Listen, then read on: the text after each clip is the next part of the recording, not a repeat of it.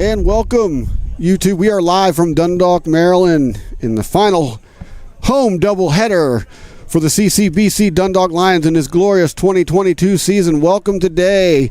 I'm Jimmy Flame with the play-by-play. I'll be joined shortly by Deacon Storm, and we have a special ceremonial first pitch coming to you today. He'll be talking about that. But today is the final home game for many sophomores, and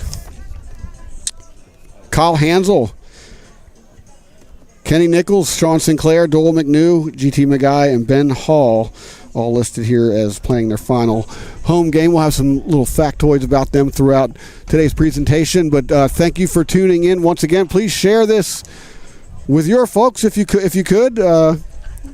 Shares and likes and all that good stuff are always appreciated. Again, it's been a pleasure bringing these games to you all season long, and with this being the final home game for the CCBC Dundalk Lions, this is also our final baseball broadcast. The Lions do have an in with the regional playoffs, but that all lies in what happens tomorrow at Frederick. They're going to have to win. They're going to have to beat Frederick tomorrow in order to stand a chance to get in the playoffs, as the playoffs are still being written right now. Today's game inconsequential because it is because the visiting Delaware Phantoms are not in the same division. So no matter what happens in today's ball game, has no consequences on playoff implications. But again, tomorrow, the Frederick Cougars stand in the way of the Dundalk Lions. And speaking of the Delaware Phantoms, they're visiting Dundalk today. They've only played 5 games this season. They have not. Let's see. Yeah, reading that correctly. It's weird. It says they played in 5 games, but they have an 0-6 record. So I'm just going to defer to the 0-6 record. They played 6 games. This is their 7th. This will be their 7th and 8th games on the season. They haven't won one yet. I'm pretty sure they'd love to walk away with upset victory today. And the Lions are on the field right now, cheering their skipper as they gather, many of them for the final time here in Dundalk, Maryland. As some players might move on to other colleges. Some might just be done with it. We don't know. We don't have that information just yet, but I'm told information will be streaming in as the game goes on.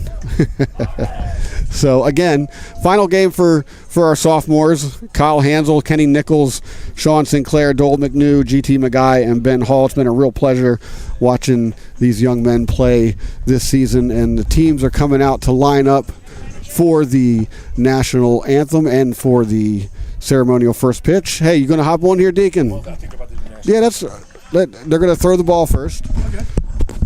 Deacon's here. So we have a very special guest on the mound today. Let's talk about it. Go ahead, Deke. All right, this is John Menadakis. He is the owner and operating CEO. I don't know if that's his official title. Honestly, I'm going to ask him. Right. Of Jimmy's Famous Seafood, one of the rising. Wait, here There's he is. the stretch. Oh, he's going into the stretch. And he delivers a breaking ball in the dirt, but it's picked up nicely. Congratulations. Hey, look, he shouldn't even be mad.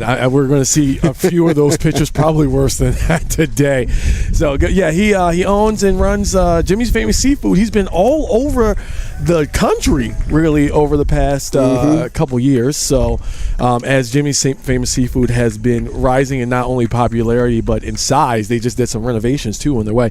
But we're going to talk about all that when John comes. Oh, we'll be right back. That's right.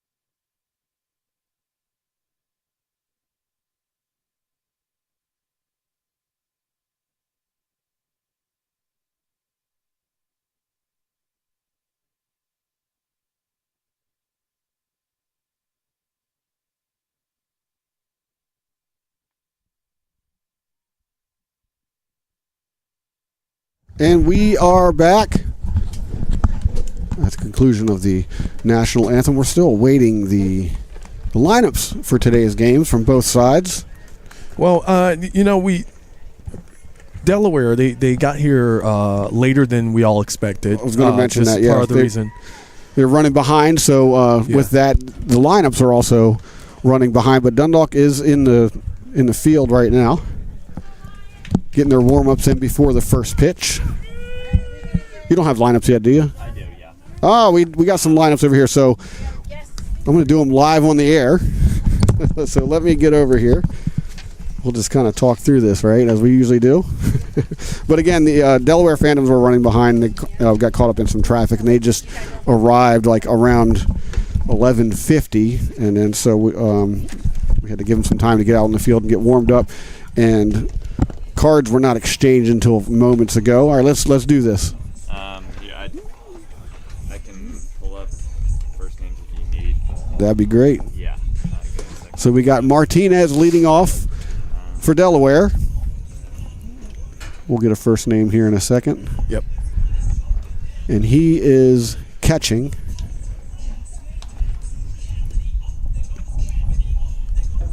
Actually, no, that's his number. It's not his position. No, so these are batting orders. Yeah. Well, we'll figure it out, right?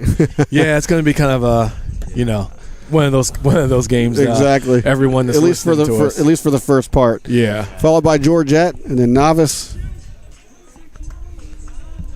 Doherty,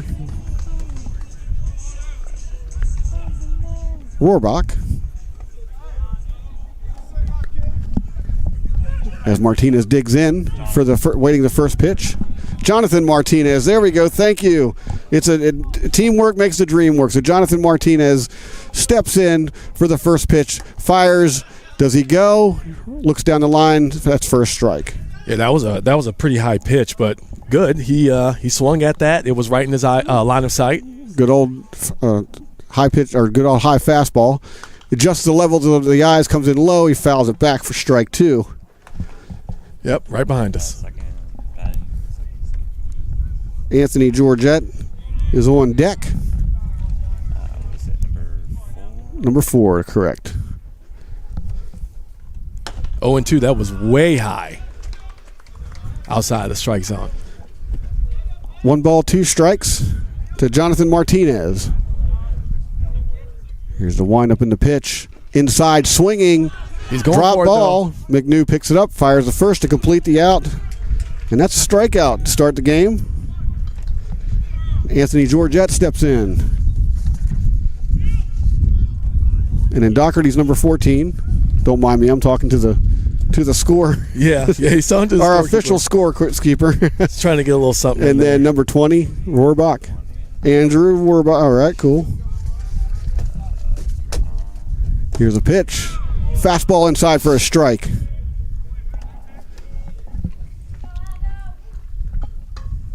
Jake Miller batting 6th.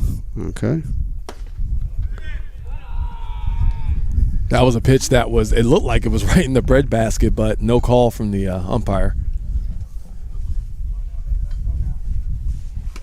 Pitch Low and again. inside. Yep. There you go. He yanked that a little bit on his delivery.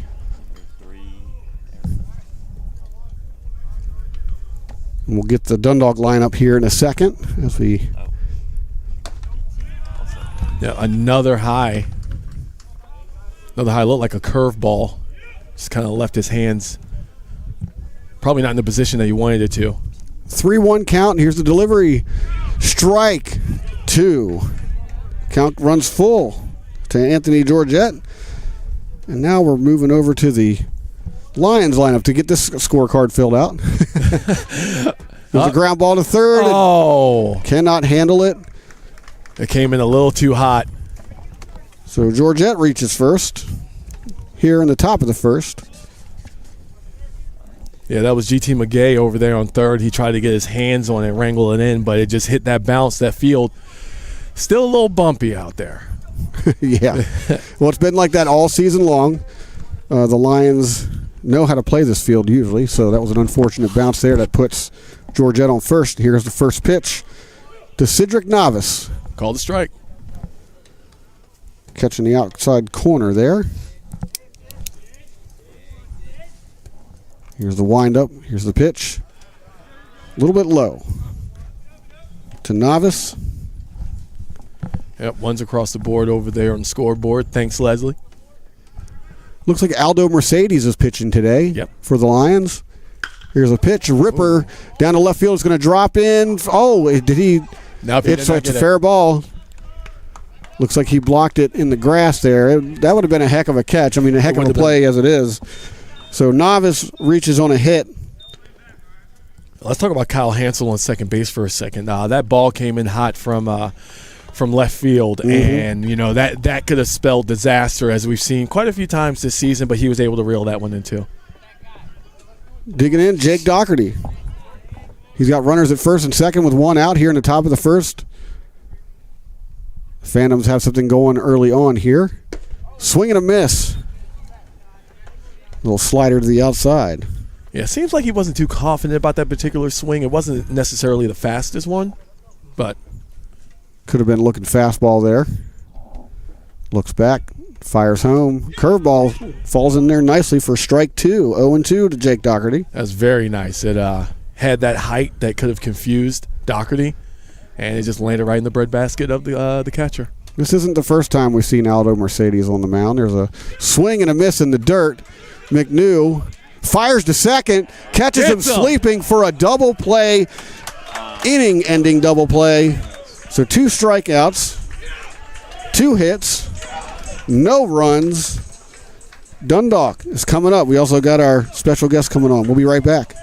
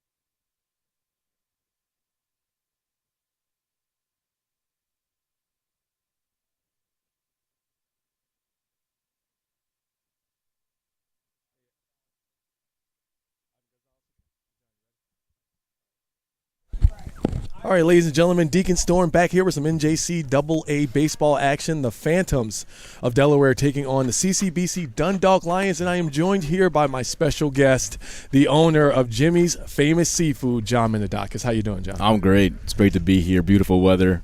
Hopefully we get a win.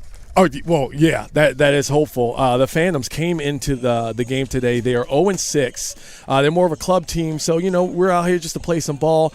And as far as you got to throw out the ceremonial first pitch. How you feeling after that? Oh, I'm not too old, so I'm not too sore, but it's definitely been a while. But definitely a huge honor to be here in front of my hometown and the kids that are busting their tails. It's very humbling for sure. That's awesome. Now leading off, Ivan Gonzalez coming up to the plate. The 5'10" freshman from Miami, Florida. First pitch comes in. That's going to be a ball. Now, John, you've been rooted here in the Dundalk area for a very long time. Of course, you are the owner of Jimmy's Famous Seafood, but the restaurant's been here a lot longer than, All right, there we go. Oh, big hit. Out to center field, out to center left. He's running for it, trying to get it. And he does. That's going to be out number one right here at the bottom of the first. Yeah, so the restaurant's been around for 48 years, so before I was born, but I grew up literally on top of Jimmy's, and we actually used to ride our bikes right here at CCBC and Dundalk High School next door on weekends and play pickup all with our buddies. So I have many great memories here. Of course, I don't think any of us were as good as these young men here today, though. Well, I can tell you what, there is a new class of athlete with every generation that passes. Big swing and a miss. That's going to be strike one. And up at the plate is GT McGay, third baseman, and he's from Columbia, Maryland. So you just added, as Jimmy's Famous Seafood continues to get bigger, not only in just, big hit. Out once again to center left. They're running for it. Oh, there we go. Oh, drops. McGay, he's headed to second, and he's going to stop and be held up right there. And as he gets a double. Stand-up double. There it is. He could have done the moonwalk from first to second. Yeah, he did have a lot of time. Speaking of more time, that ball was hanging up there too. That was another one. So now coming up to the plate, that is Doyle McNew. He is a slugger. He had a couple of home runs this season already so far.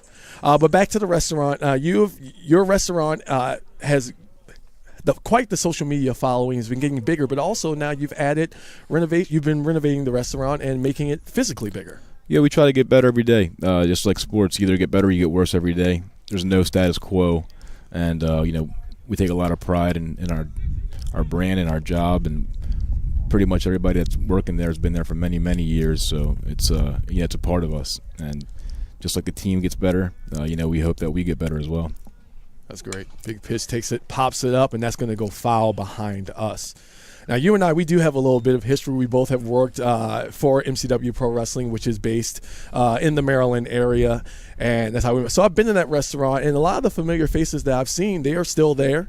They're still hanging on. So that's pretty much to add on to what you've said, about the staff and how good they've been doing. Whoa. Well, McNew is going to take first base. McGay's going to stay on second. After being hit by pitch. Jimmy Flame still over there scoring and making sure everything's going good for when he returns, but he's going to go ahead and list that down, HBP, as he would say. Now up to the plate, Sam Ritchie, yet another power hitter, 6-foot freshman from Port Deposit, Maryland. Now, speaking of MCW Pro Wrestling, you have wrestled quite a few matches in your time there. Do you think you're done? Oh, big foul. Oh, yeah. No question about it. No question about it. Well, you did say you got sore off the celebratory. Yeah, no question about it.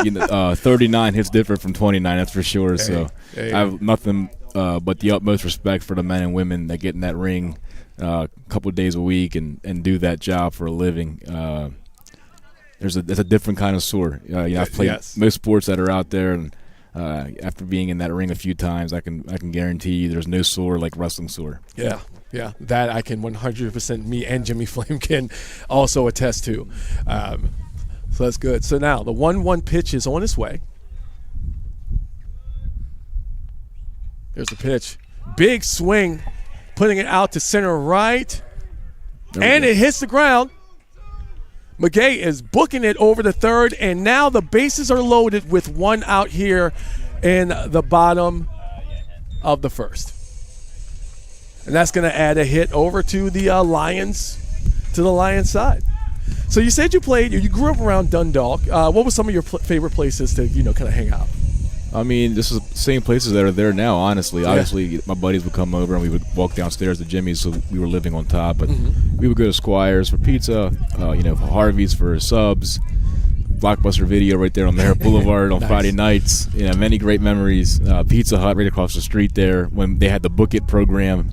I guess I'm really showing my age right now. Well, I mean, I can't say anything. You and I are literally the same age, so I'm sitting here like, yeah, that's a great big swing and a miss from Mike Newsom. That's going to be strike one.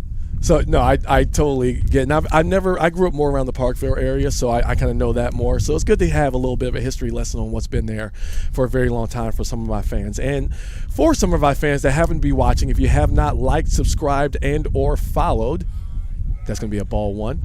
If you have not done so, please do. And if you're hungry, head down to Jimmy's Famous Seafood, some of the best seafood. And I'm allergic to shellfish, but it's some of the best seafood I've ever had in my entire life. Some of the stuff I can eat. I'm actually myself, Jimmy Flame, and Rich Barnett. We're going to be heading down after the doubleheader is over today. So if you're there today, John, we will definitely see you again. I'll be there, man. I'm always there, especially on weekends. Yeah, there's been quite a few times I've come in that parking lot to get a to-go order, usually the Bruiser Burger, and we see you walking around, saying hi, greeting all the customers.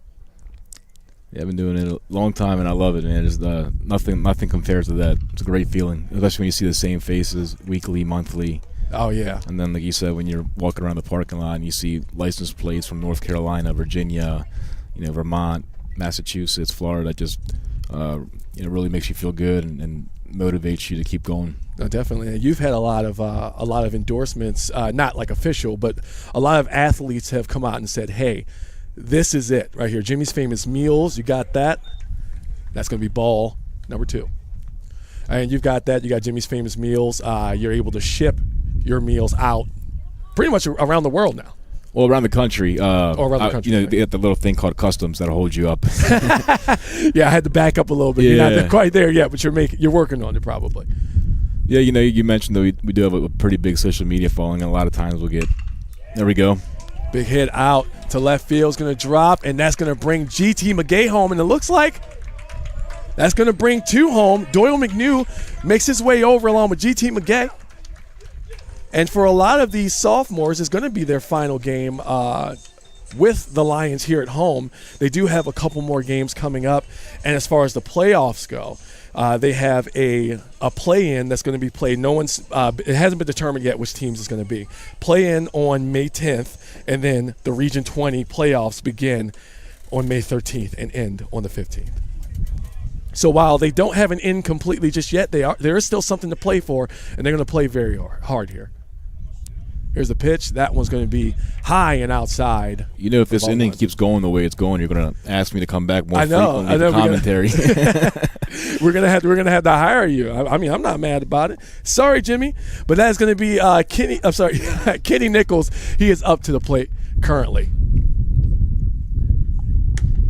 Big swing, big miss. That's going to be a big strike as that pitch landed on the outside. So moving along with Jimmy, so you guys have been able to secure spots not only at beginning at Raven Stadium, but now you guys are in Oriole Park. Yep. So we started Camden Yards this past season, so we're 6 games in there, and the response has been very overwhelming, very humbling. The lines are crazy, and we're doing our best to keep up with them. And as you mentioned, we started with the Ravens as well this year. We're also inside Aberdeen Ironbird Stadium up in Hartford County, and also Washington Nationals as well. So 4 stadiums under our belts now, and it's keeping our staff busy, that's for sure. Wow.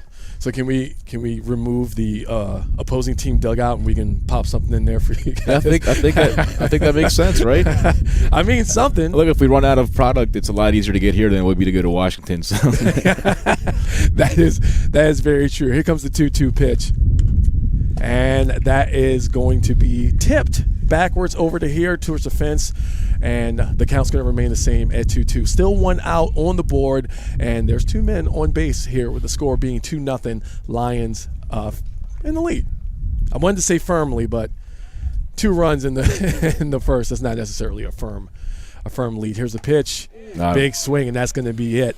He's going to take a seat, Kenny Nichols. And here comes Ben Hall. Now, Ben Hall, he also doubles as a pitcher. 2 outs. Yeah, 2 outs. My bad. Thank you, Jimmy. That is going to be 2 outs on the board. So coming up to the plate, Ben Hall, he also pitched a very good game last week. And let's see if his hit's going to be as solid as he was then. Oh, and yeah. there it is. But that's going to stop at second. And that's going to be it for the bottom of the first. Score is 2-0. Lions were able to net a couple hits. And thank you so much, John. I really appreciate it. Thanks for having me. Let's finish this game off, get the win. Oh, yeah, we're going to finish this strong. And then get a second win. Oh, absolutely. We'll be right back.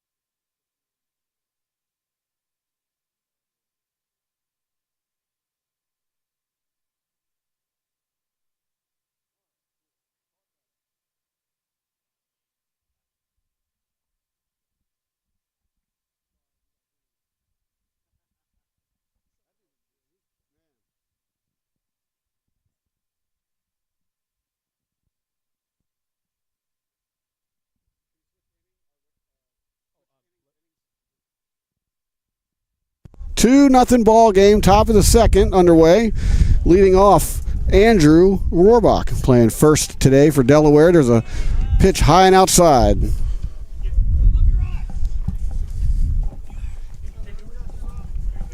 1-0 pitch from Mercedes delivered.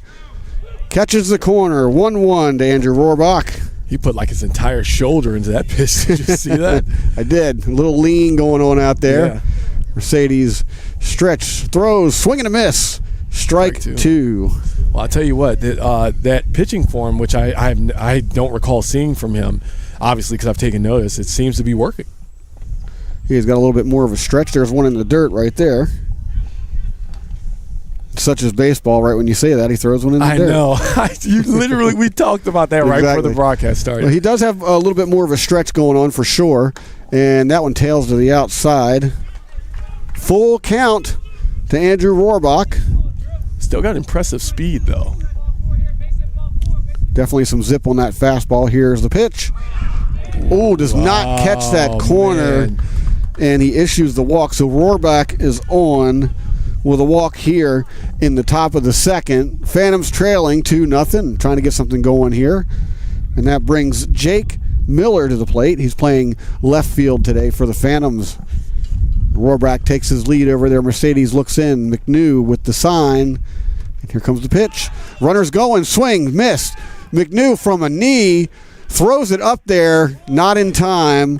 Rohrbach with a stolen base. Yeah, it was good that Rohrbach dove on his stomach, because when McNew got that ball and swung backwards around, if Rohrbach was standing, he would have got caught. Nice slide there. That was a strike.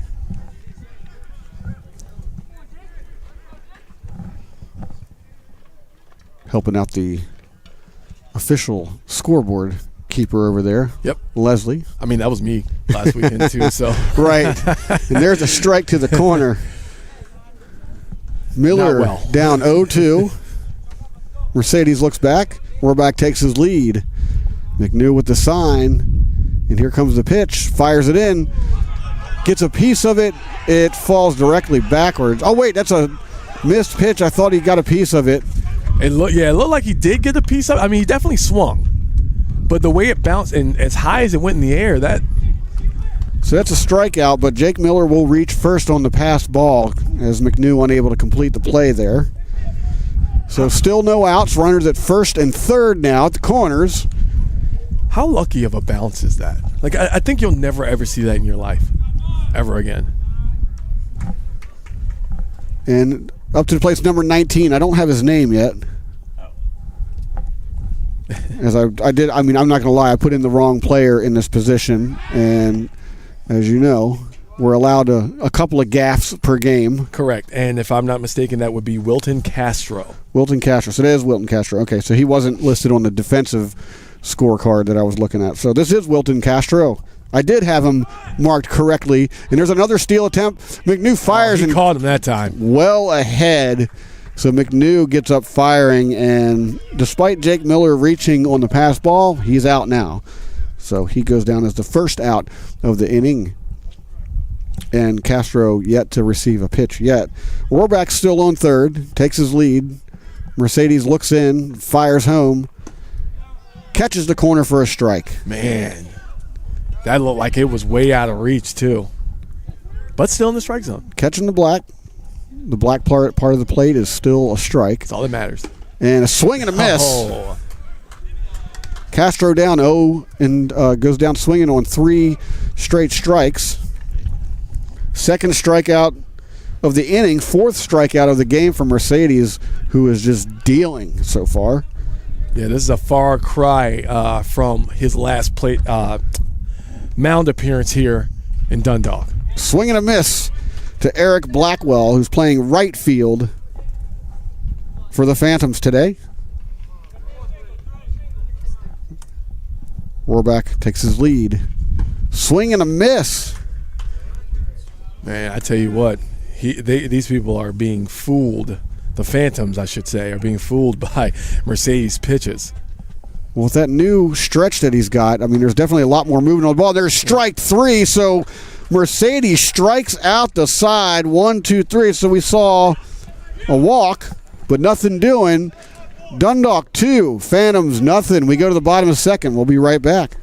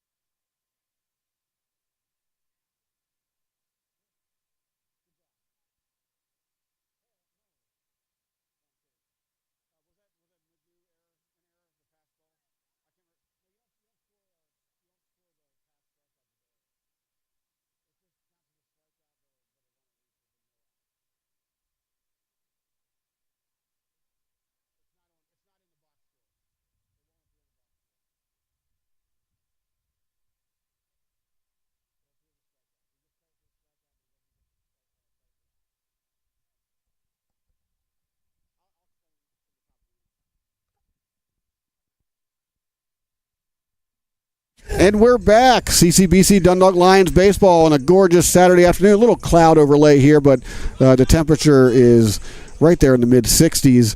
Dundalk with the lead over the Phantoms 2-0, and Kyle Hansel steps in for his first hacks of the game. Pitch is way too high for a ball. Yep, and I was looking at the weather report. Winds coming out of the east, going west, about 7 miles an hour. So you'll hear the occasional gust on our microphone. Watch, one's going to come like right now. Yeah, it's working on it. Here comes the pitch. Stretch, fires, catches the corner for a strike. And Wayne Stewart on the bump for the Phantoms. Stewart in the stretch, fires, fly ball to second for the catch, and Hansel's retired. That was it? That's all. That's all I said. I was like, that's it, and that's it. As soon as he caught it. So I'm trying to figure out, like, how do I get my hands on one of those black and red hats that you got? I got the white one. Hey, man. And I'm the one that called him out on Twitter and said, you got to deliver some of these to the booth. I send threats. Oh, that's how it's done. All right. Anyhow, Sean Sinclair digging in for the Lions for his first plate appearance of the day. And here comes the pitch from Stewart. And he gets a piece of it right back to Stewart, bounces off his glove, scoops it up, fires the first for out number 2. That was a close one for Stewart, though. He had the wherewithal to look around, but the home plate ump is heading out to the bump, and we're going to take a look at something. I think I know that there was an issue with a small divot in the mound before the game started, but the grounds crew took care of it, and I don't think that's what it was about anyway. Yeah. It was a very, very short mound visit. We're back to the top of the order. Ivan Gonzalez stepped in. He flew out to left in his first plate appearance. 0 for 1 on the day. And here comes the pitch from Stewart in the dirt way outside and way back here. Would have been nice to have someone on plate for that one. Right? Well, pass balls with runners on in Dundalk's favor is always going to be a good thing. Yeah. I mean, that's why I said it. Got to get a runner on first. 2 outs. Bottom of the second. Dundalk leading 2-0. And there's a fastball with a wicked tail I right saw down that. the middle. It shifted about 4 times on the way down. It takes quite a bit of velocity to get your pitches to tail like that. Yeah. So I wouldn't mind having a radar out here one of these days. And he laces one to left for a base hit. So Gonzalez is on with his first base hit of the day. Yeah, Stewart, he happened to put that in the right place. It had the right speed, but he got his eye caught that ball right in the right place.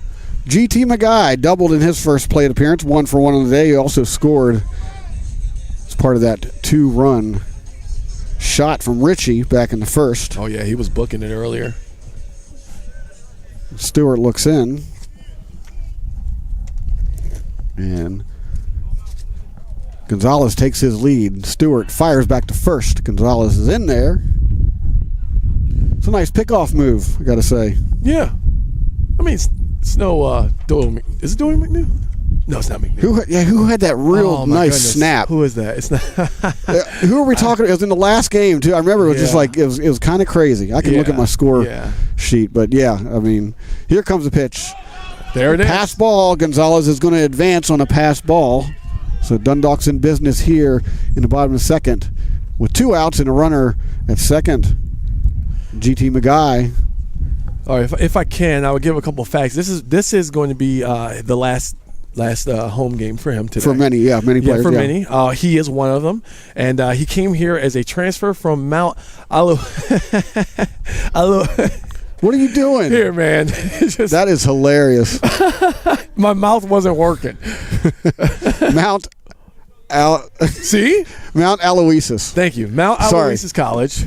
No disrespect to them. Strike from Wayne Stewart. Caught you off guard. That's for sure. It did. He's a transfer from Mount Aloysius College. Yes. He's a general studies major. He's played in 22 games, has 61 at-bats coming into today's game, 16 RBIs, and 2 home runs this season. He went to Calvert Hall High School as well. Yes. As McGuy looks in, right back to the pitcher. Again, that's the second time in this inning as he flips it over to first. And McGuy is retired for the 3rd out, so nothing going here. CCBC, Dundalk Lions, 2. Delaware Community College Phantoms, nothing. We head to the 3rd. We'll be right back.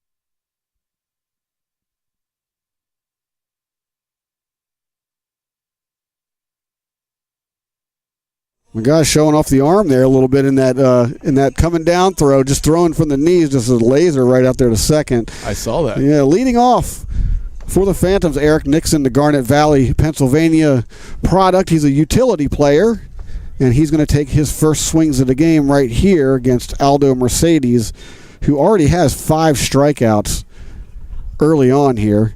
And speaking of which, there's a strike to the inside. Which you got to admit is amazing considering his last time up. He got pulled off early, but here, swing and a miss for strike 2. He's showing why he was selected to be a pitcher on this team in the first place. Exactly. And here comes swing and a miss, strike 3. Eric Nixon, first out. Just putting them up and knocking them down. 6 strikeouts. And we're only in the top of the third. It's crazy. I can honestly say I've never seen that here. Well, you've been here for a little while, too. I've been here for a few years, and, I've never seen that. Back to the top of the order, Jonathan Martinez steps in. He struck out. He's one of their strikeout victims back in the first. As he looks at a breaker, falls in there for strike 1. He's thrown 4 pitches, so never mind. Not going to say it. Yeah, I'm not going to say it. Don't be jinxing nobody around here. Yeah. Here's a foul tip.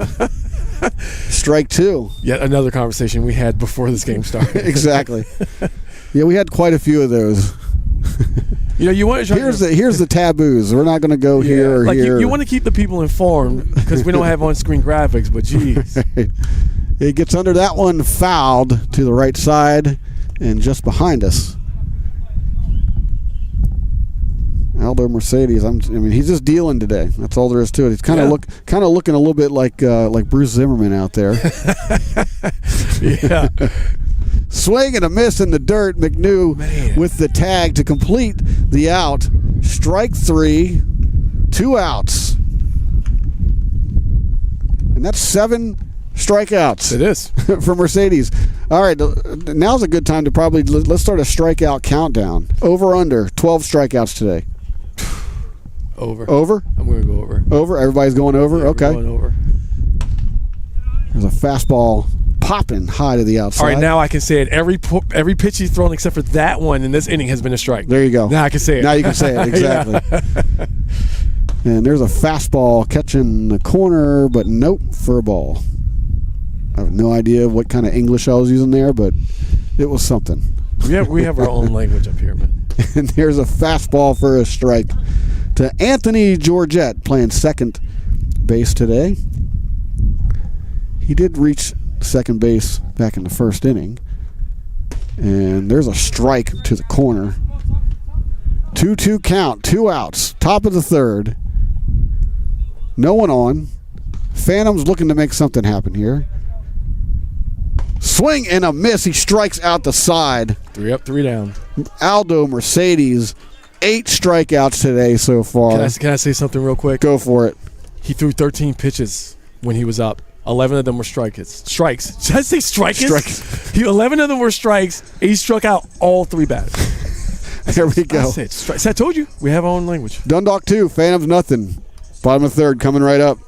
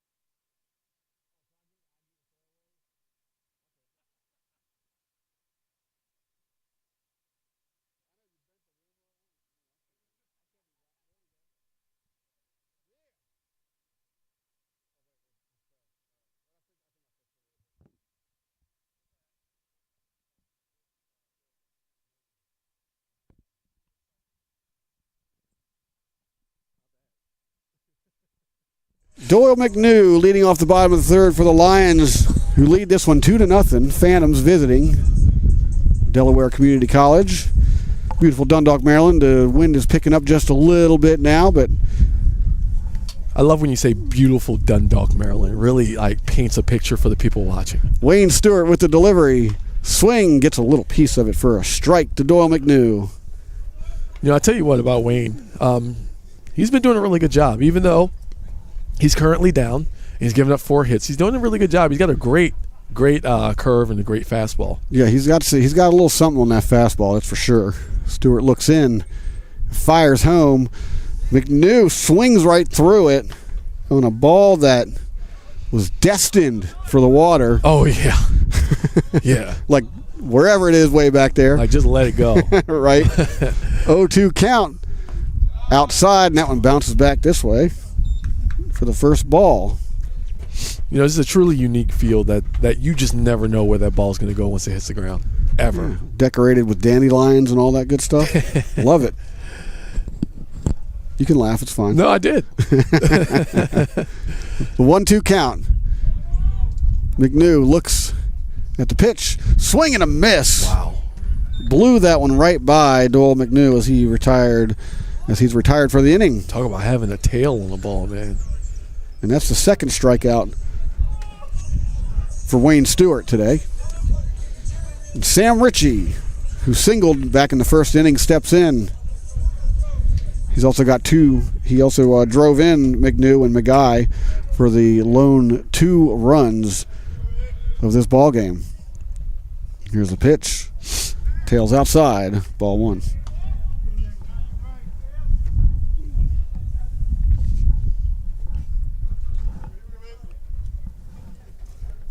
I was trying to see Richie's numbers. That's the wrong team. Yeah. I'll get it for you. Because one of my favorite memories of this season was when Richie went yard, Oppo, in those 2 at bats a few games back. Yeah, I remember Just that. those 2 bombs. That was such a crazy game. That was a pretty crazy game. As he looks in and looks at a high fastball. 1-1 count. I can't see what I'm looking for. Right here. Right, he's down here. No, I know, but I'm trying to see what the line is. Gotcha. Sorry. I always make things difficult. Here comes the pitch. Gets under that one. Fly ball left field. Left fielder is under it, and he makes the catch for the second out. So Sam Ritchie flies out to left. And Mike Newsom steps in. I was trying to find Sam Ritchie's home run totals. Gotcha. Sorry. That's all. But the numbers aren't. It's actually not even there. They give us all these numbers we don't even use. Yeah. Let's see, how many times was he hit by a pitch, right? Yeah. So Mike Newsom steps to the plate. Actually, let's see how many times he's been hit by a pitch. He's actually been hit 4 times this year. To answer your question, Sam Ritchie has 3 home runs. So 3 homers by Sam Ritchie. And speaking of which, there's a long fly ball. Right fielder runs into the fence. This ball is out of here. That's got to be it. And he knew it as soon as he hit it. Mike Newsom with the blast. Lions lead 3-0 now. Nice, beautiful solo homer. I didn't even see where it went. I just know it was gone. That's right. Take your hat off. He's putting he's got it He's on. putting the Lions mascot thing. Oh, my gosh. We said we thought we wouldn't see it. We saw it. Finally. The Lion came back. Usually MJ Lux is in full gear, but the Lion came out today. Kenny Nichols steps in, who struck out back in the first. Dundalk 3, Delaware zip. And he throws a high fastball to the outside to start off Kenny Nichols. 1-0. All right, I'll get you some facts about Kenny Nichols. This is his last home game today. He is a 6'3" outfielder coming from Corey Area High School in Pennsylvania. Here's the pitch. Looks at it, but takes it. Yep, he has a 3.21 GPA as a humanities and social sciences major. He's played 29 games with 54 at-bats for us and has 7 RBIs in his career. 2 balls, no strikes. Kenny Nichols playing in his final, swing and a miss, playing in his final home games this beautiful afternoon. The wind has certainly died down. The flag out in center field is barely moving now. Stewart fires in, fires home. He gets Nichols takes a little hack there and gets a piece of it, but it's fouled off for strike 2. It was like right off the top of the bat. Mm-hmm. There's my uhums for the game. There it is. I'm sure you'll have more. Stewart delivers home. Inside for a ball. So Nichols has worked himself into a full count here. 1 run already in the inning. It's 2 outs. Dundalk leads 3-zip. Nichols steps in. Stewart gets his sign. Takes a long moment to stretch. Fires home. Swing and a miss. Strike 3. 3rd out. But not before Mike Newsom goes yard and puts another run on the board for Dundalk. And the Lions lead 3-0. We go to the top of the 4th, and we'll be right back.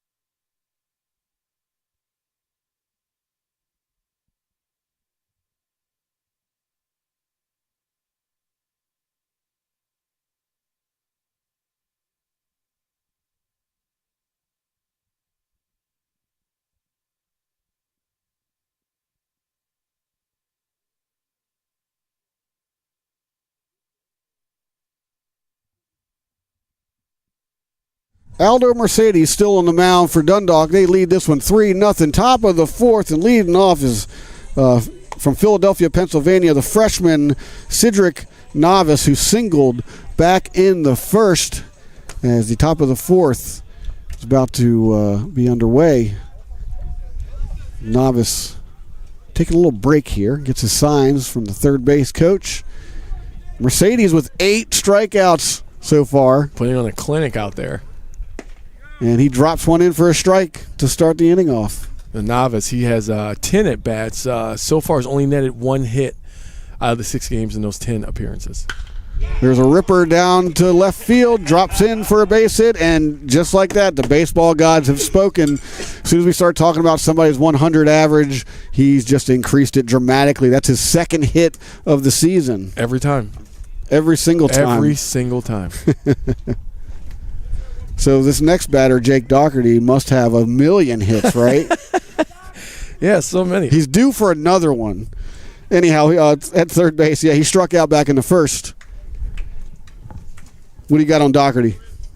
I got on Doherty. He's got 13 at-bats, 1 run, 2 hits off of that, and he has 1 double. There you go. Those are just facts. Those aren't, you know, I'm literally just saying what. There's no voodoo or anything like that going on here. Nothing. Down in the dirt for ball 1. As Mercedes looks in, and Novice takes his lead out at first. Mercedes comes home for a ball inside. 2-0 to Jake Doherty. Andrew Rohrbach is on deck for the Phantoms. And here comes a pitch way inside. Whoa. Brushed him back. 3-0. I expect a fastball right down the middle right here. Just to see if he's swinging. Nope, not down the middle. Oh, he catches the corner. Come on back. I tell you what, man, you can't even blame him for leaving though, because I thought for sure. I would say I'd be remiss to say that 97% of the people in this vicinity thought that was a ball, but we don't call them. So there's a ball fouled back this way, and very nicely Aldo Mercedes, despite that call, works his way back into the count. It's a full count. Novice takes his lead. That's quite the break for Mercedes too. Here's the pitch, and way high, way outside, ball 4. I think that landed in the parking lot back over here. Now McNew stopped that one. Yeah. So Novice moves up to second. Doherty heads down to first, and Andrew Rohrback, the first baseman, steps in as he reached on a walk in his last plate appearance. Yep, and speaking of McNew, he had a little conference up there with Mercedes. As he should. Go out there and find out what's going on here, because when he started the game like on fire, the first 3 innings, almost flawless.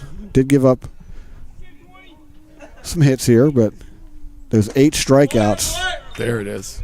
There's a swing and a miss right there to Rohrbach. Jake Miller's on deck for the Phantoms, looking on. And that one catches the corner for strike 2. He has a great form, and it's quite confusing to some of the batters here of the Phantoms.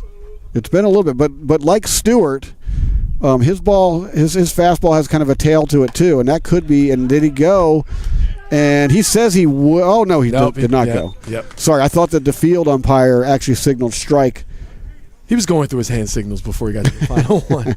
Mercedes looks in. Throws home too high. He just let that go a little too early. 2-2 count. 3-0 Dundalk here in the top of the 4th. Final home games. Game 1 of a doubleheader, so we go 7-7. And there's a pitch outside. As Mercedes is having some control trouble now. Unless he's working some sort of psychology that we don't know about yet. I couldn't tell you. Full count. Swing and a miss. Strike 3. That's strikeout number 9 on the day for Mercedes. We're getting a little closer to that over. Hey, we were talking about it. The over 12. The over's 12. Yep. And it's only the 4th inning. Jake Miller steps in. He struck out in his last at bat. He's been one of the strikeout victims today. And Wilton Castro is on deck. We got 1 out here at the top of the 4th. Mercedes looks in. Fires home too high. Ball 1 to Jake Miller. What do you got on Miller? I have got...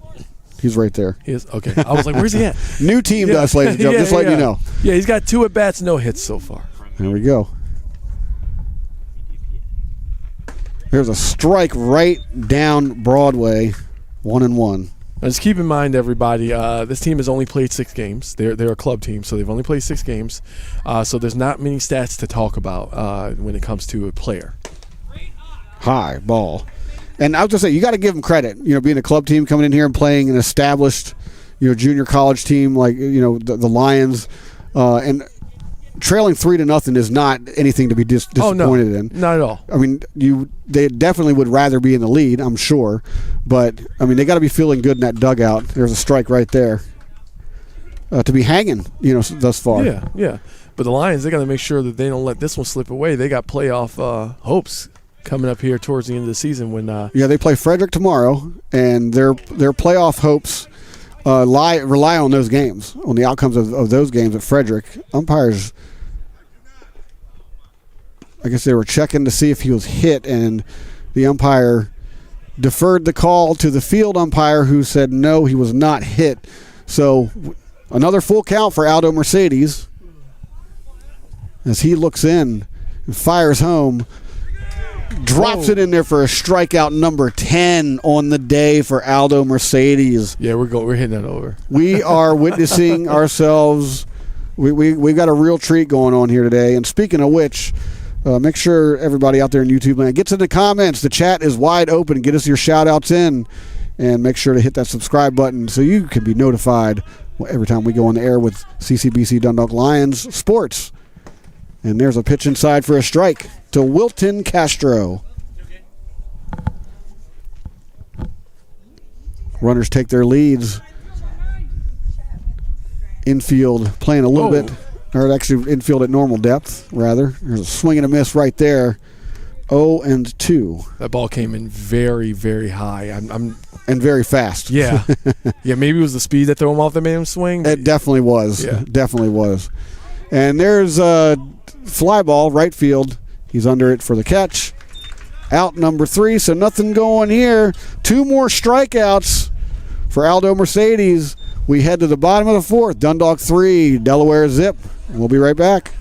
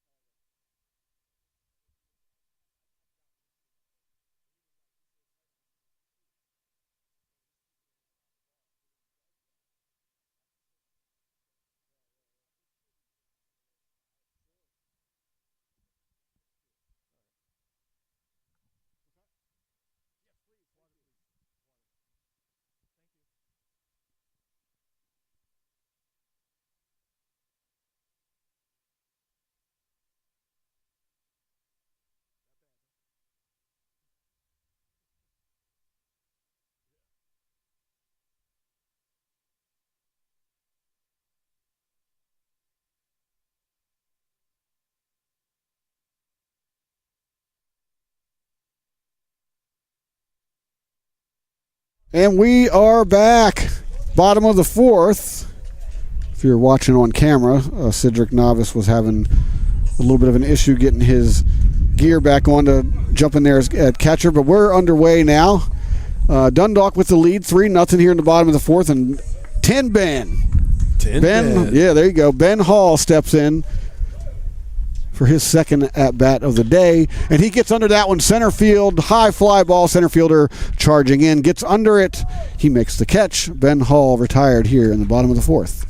That's some good distance on it, but that pretty much was designed for the center fielder to catch it. I like that how you're phrasing there. Designed for the center fielder to catch it. Sounds so scientific. I love it. Welcome. Stepping in, Kyle Hansel. 0 for 1 today. Looks at his first pitch of the inning, and he tries to go. The appeal to first, he did not. So ball 1.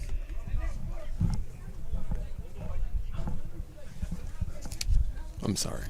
He's like, I'm sorry. So this is, these are Kyle Hansel's final home games as well. Gets under that one, foul to the right. And while we're resetting, I'll give you some facts about him for his, sophomore day. He's 5'11", second baseman from Sparrows Point High School, and he holds a very impressive 3.37 GPA as a general studies major. Has a career total of 40 games with 89 at-bats over the 2 seasons that he's played here with the Lions. Swing and a miss. Strike 2. He's got a .247 batting average this season and has not been struck out. You're supposed to wait. We talked about this before the game. You're supposed to wait to state that fact. He has. I'll just say it. And he's and that one scoots by the third baseman. So Hansel is on as he rounds the bag and heads to second, standing up. I want to wait to score. How to score that one? That one went straight up the third baseline, in between the legs of the third baseman. So that's an E5. That's an error. Ooh. But the last fact was Kyle Hansel has not been struck out one time. So Jake Doherty with committing that error over there at third, and Hansel reaches second as a result, and Sean Sinclair steps in 0 for 1 on the day so far, but he's got a runner at second and 1 out here in the bottom of the fourth. So the Lions threatening again against a very good pitcher, Wayne Stewart, who for the most part has pitched a really good game, and he looks really, really good out there. Very poised out there. Very poised.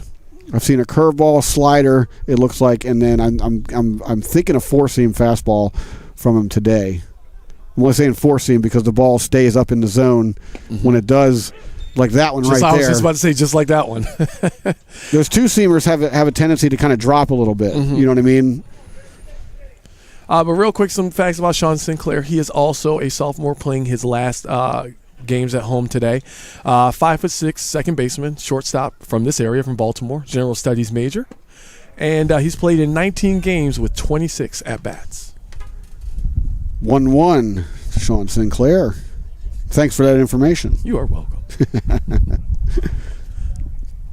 As we game one of this doubleheader, again, we go 7 in these doubleheaders. Dundalk leading 3-0 here in the bottom of the fourth, and there's a ball right there. Sean Sinclair ahead in the count, 2-1. We got a really nice crowd here today, as there are fans lined up on the hill behind the Dundalk dugout, all the way from right near the booth here, all the way down the third base sideline. And that one's low and inside for ball 3 to Sean Sinclair. And there's a couple people sitting out over behind the dugout of the Phantoms as well. Well, they came all the way from Delaware, so it's not unusual to not see too many. Right.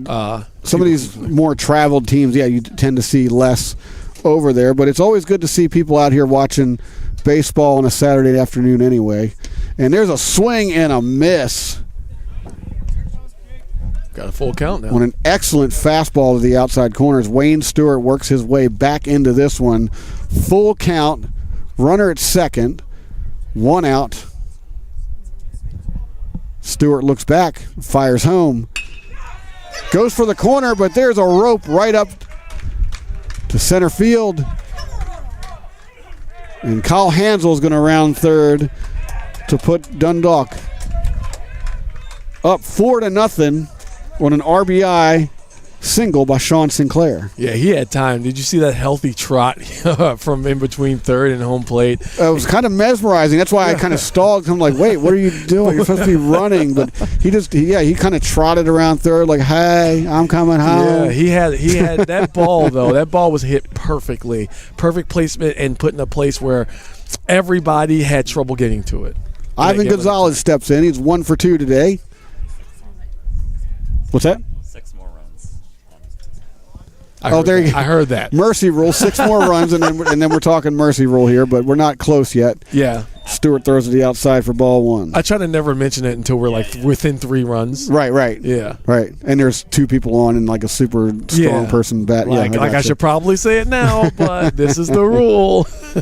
So Sean Sinclair takes his lead. Stewart looks over.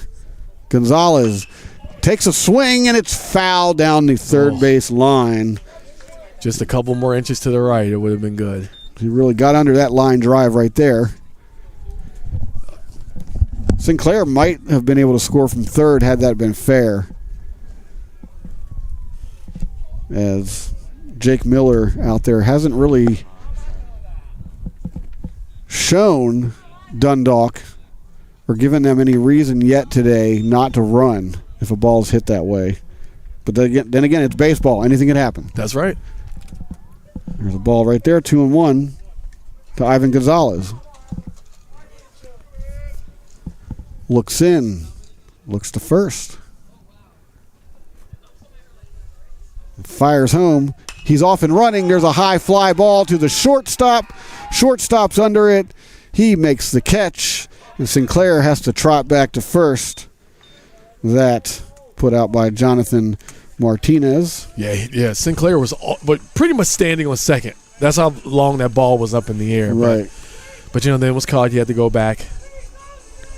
2 outs. In steps GT McGuy, who again playing in his final home games here today. He scored back in doubled and scored back in the first. He's 1 for 2 today. Yep, 2 home runs on the season so far. Sinclair with a baby lead out there. Now he's stretching it out a little bit. Sinclair can run. As McGuy stared. And of course he does. And that is overthrown into outfield. McGuy's going to look at, or not McGuy, but Sinclair's going to look at it, and he reaches second on a pickoff attempt. That was very bold, but very intelligent of Sinclair. Well, Stewart, I'm telling you, I'm really impressed with this young guy, with this young pitcher right here. Wayne Stewart fired it over. Like, it was almost like he had the sense, like he knew he was going there. So that's good baseball IQ right there, and he fires it over, but Andrew Rohrbach couldn't get the throw to second. I mean, because he had him dead to rights, but needless to say, and there he goes again. Sinclair is going to work his way to third, standing up on the pass ball. And Dundalk's got something going here again with 2 outs in the bottom of the fourth. They lead 4-0. Got 7 hits so far on the day, but the real story on either end is Aldo Mercedes. Oh, yeah. Absolutely. 10 strikeouts so far on the day. Looking to add to that in the fifth if he comes back out. I don't see anyone warming out, so I don't see any reason why Mercedes isn't going to come out. 2-0 to McGuy. Sinclair on third. If we gave out Player of the Game awards, I feel like he would be getting it. And it looks like we got a conference out here. Yeah, Mercedes is definitely a candidate. I mean, how many even 10 strikeout appearances do you see from a pitcher in junior college? You know what I mean? Yeah, not many. Against any level of team. And, yes, we do have a mound visit. That's going to be their first mound visit of the day. As the skipper comes out, gives some words of encouragement to his team. And they all fall back to their respective positions. Yeah, but once again, I think it shouldn't be overstated. 4-0 for the Phantoms. That's, they're still out here. They're trying to play, and off the back of Wayne Stewart. Wayne Stewart, regardless of giving up 7 hits, there's things that you see if you're a baseball fan or even a sports fan that this kid's got it. Exactly, and he's doing a good job. So take note, baseball world, as Stewart looks home, fires high and outside. So GT McGuy ahead 3-0. 2 outs, runner on third. Lions 4, Phantoms nothing. Bottom of the fourth. Yep. And a reminder that this is a doubleheader, so that means this game's only going to 7 innings. And just keep that in mind, everyone. Fires home. Lost him. So 4 pitches, 4 balls. McGuy heads to first. What am I supposed to say? No, you're good. It's like my guy goes. Yeah, that's what I think. Like, my guy going to first. My guy goes to first. Right. That's my guy. My guy's my guy. There you go. I don't know why it took me all this time. Like, until now, I didn't realize that that's, with you bringing it up. I've gone the whole season not even thinking about that. Yeah, I just thought. In steps Doyle McNew, the big left-hand bat of Doyle McNew, with runners at first and third, with 2 outs here in the bottom of the fourth. And that's the 5th straight ball thrown by Wayne Stewart. After we've given him all those accolades, I can't even talk. Me neither. The accolades, Yeah. Remember that tag team, the Acolytes? I do.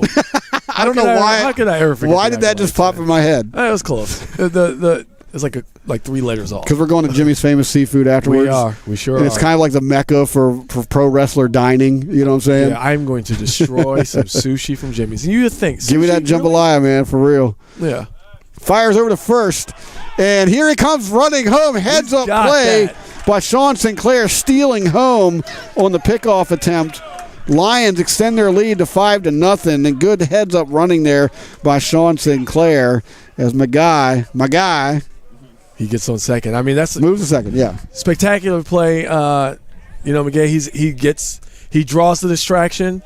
That throw starts heading to first, and Sinclair he just takes off and starts spinning those wheels. And man, does he have wheels! I think there's still dust in the air from a slide. And yes, I'm very well aware of the proper pronunciation. I didn't think you were. Of my guy. I didn't think you were. You know. This is how I say it. We can go both ways. I mean, 1-2 to Doyle McNew. No reaction from Deacon on that one. Oh, no, there was. It was right in my head. I was pointing at you, too. It passes him, and GT's going to run up to third. I just chose not to say anything this time or even give you a look. I was like, come on, man. Just entertain me. Oh, check this out. No, hold on. Here he goes. This pitch brought to you by Coke Zero. Zero sugar, all refreshment. Thanks, Rich. They are really good. Trying to get that check, right? Yeah, you'll get it eventually. Just keep doing it. Just send it to Dundalk Community College. Send it to the athletic department.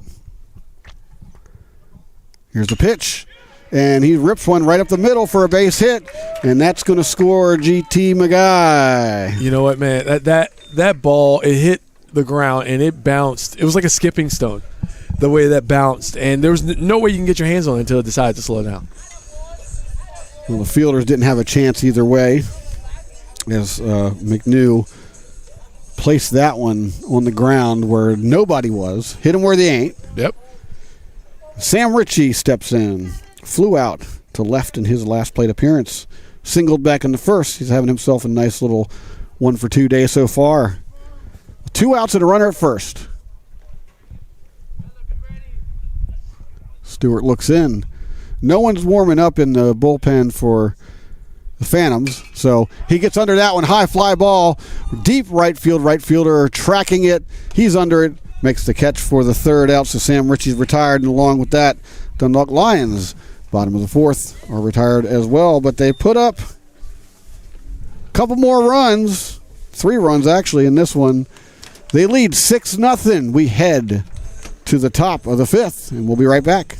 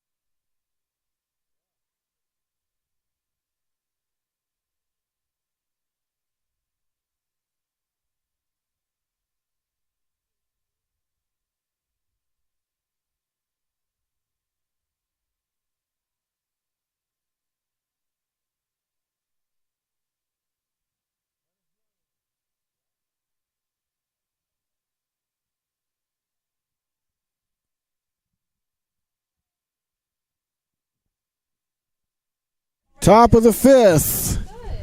Dundalk Lions lead this one 6-0. It's Dundalk hosting Delaware Community College Phantoms as Eric Blackwell steps in. He's one of Aldo Mercedes' 10 strikeout victims in this one, and he looks at a strike right there to start off the inning. What you got, man?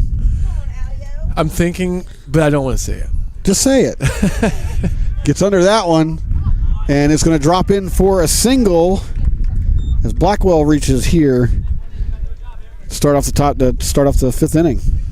That's one of the very few hits, not only that he's given up, but that quickly. It was only 2 or 3 very pitches? true. Yeah, 2 pitches, right? Third hit of the day for the Phantoms, and Eric Nixon steps in. He also struck out in his last plate appearance and his only plate appearance of the day so far. Fires to the inside for ball 1. Had to back up on that a little bit. So we didn't get to talk much about Eric Nixon in his last at bat. And there's a ball 2. Well, Nixon, this is his second game. He came into this game with 3 at-bats. This is obviously his 5th. And he was not able to net any hits yet. Strike to the outside, 2-1. Thanks, Deacon. No problem. Blackwell takes his lead. Got a nice healthy lead going on there. He fires over, but he's back. Getting that uniform dirty over there. What's that you said about going home with a clean uniform? Exactly. We talk about this all the time. Yeah. Like, when I play, I just, I get it dirty as quick as possible. Strike to the inside. 2-2 count to Eric Nixon. He's playing center field today. I don't know if I mentioned that yet. You didn't, but he is the center fielder. Gets under that one, foul. So count holds 2-2. Lands right over here on the right, and they're trying to get it now. Yeah, man. Well, I got to say, man, it's been fun doing baseball with you this year. Yeah. Yeah. No, I'm really glad. I love doing this, but man, it is a lot different when you do it by yourself. So yes. So I appreciate you jumping in, Jimmy. Oh yeah. Yeah, I ended up having when in your absence, I called a few games solo as well, and it's tough. It's a lot harder. The energy is different because it's just one person talking. I love having you on here because. There's a ground ball to third, snatched up, fired to second for 1, over to first to complete the double play. See, what something that's understated is how flexible you have to be when you're on first base. Exactly. I mean, you get that split catch in there, man. Mike Newsom with the stretch on that one. Yeah, if you don't properly stretch out before a game like this, you're going to have some problems if you're working first base.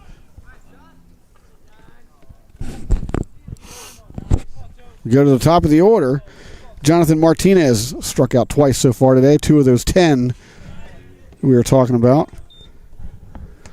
As he looks for a ball, or not for a ball, he just looks at a ball. Everyone, if you're a hitter, you're inherently looking for a ball to swing at, right? Yeah. So, yeah. There we go. Nice save. 1-1 the count. 2 outs. Nobody on thanks to that magnificent double play just turned by the Lions. And he takes a little swing at that one in the dirt for strike 2. Mercedes falling right back into form. As we've seen a little bit of everything from him today. Yes. He's been on point, and he's lost a few. And then he gets back into it. But every time. And there's a swing and a miss for strike 3. McNew fires to first to complete the out. That's strikeout number 11 for Aldo Mercedes on the day. So nothing doing here. 3 up, 3 down. Lions 6, Phantoms nothing. We'll be back. Bottom of the 5th.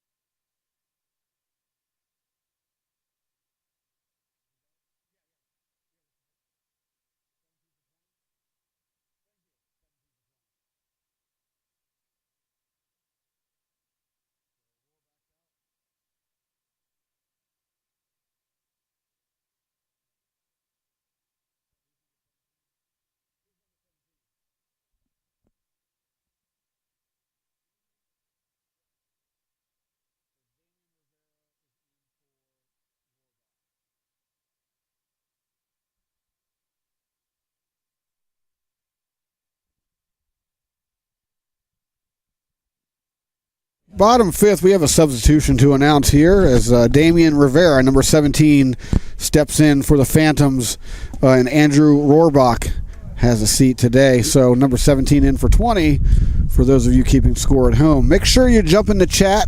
The chat is wide open. We're going to be doing shout-outs at the top of the sixth. So if you want to get your shout-out in, get it now, get it now, get it now. I will say that's one of the best things that you've added to this broadcast, Jimmy, was bringing in the shout-outs. Because it draws... It's B-more, man. You got to do shout-outs. I know. That's how we roll around here. You know what I'm saying? Everything's a shout-out. You know what I mean? And that was strike one. Shout that out. Strike one, Mike Newsom. Yeah, there you go, boy. I have a feeling that team over there might be a little bit upset about that if that's the case. Wayne Stewart still pitching for the Phantoms. He gets under that one. Fly ball. Left field. Gets over the left fielder. And around second goes Newsom. He's digging into second, and he's in there with a double to start out the bottom of the fifth. I'm not sure if the left fielder was tracking that because he even tried to close his glove and that ball was nowhere near him. Well, he stepped in first, so he misread it off the bat, and then he had to backtrack, and that's sort of the death knell almost any time. If you're an outfielder and you're coming in and then you suddenly have to go back, I mean, even Cedric Mullins has issues with catches like that. You know what I'm saying? Yeah. So as good as he is, so Kenny Nichols steps in. He's struck out twice today, 0 for 2. Pitch from Stewart, swing and a miss. I will say that wind is having trouble deciding which direction it wants to come from. I've been watching that flag. It started east to west, now it's west to east, and now it's just going. Now it's going south to north. For those watching, that is right now the wind is going from right field to left field. Yes. As Stewart steps off the bump to force Newsom back to the base. Nichols digs in.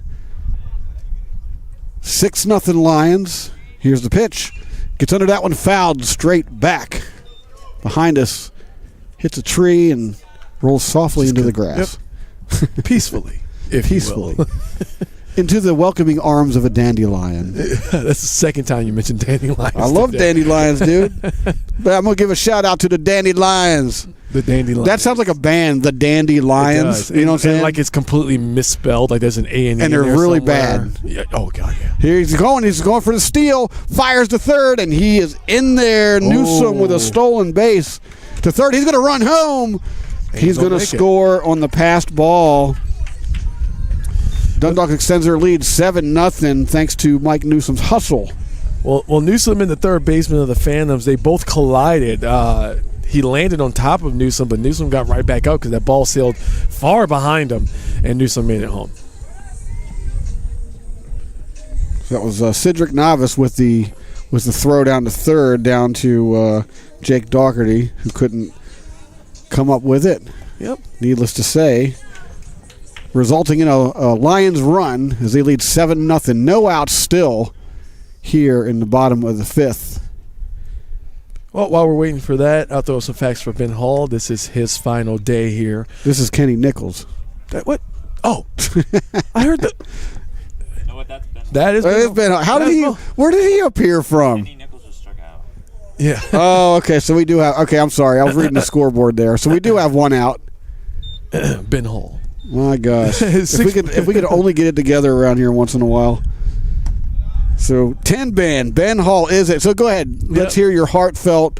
Thank you. He's a 6'1" pitcher and left fielder from Catonsville, Maryland. Here is the pitch coming up, the 1-1. Then I'll continue afterwards. Hits it on the ground. Second baseman scoops it up, fires the first for the out, and Ben Hall is retired. Sorry.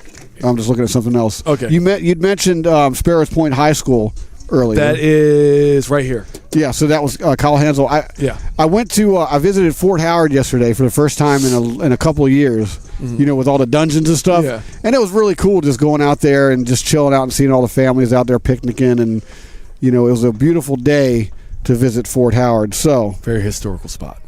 Just kind of out there. Next time I go, I'm going to bring an ice cold, refreshing Coke Zero along. Wonderful. Perfect. Kyle Hansel steps in. Here's the pitch. Swings and a miss.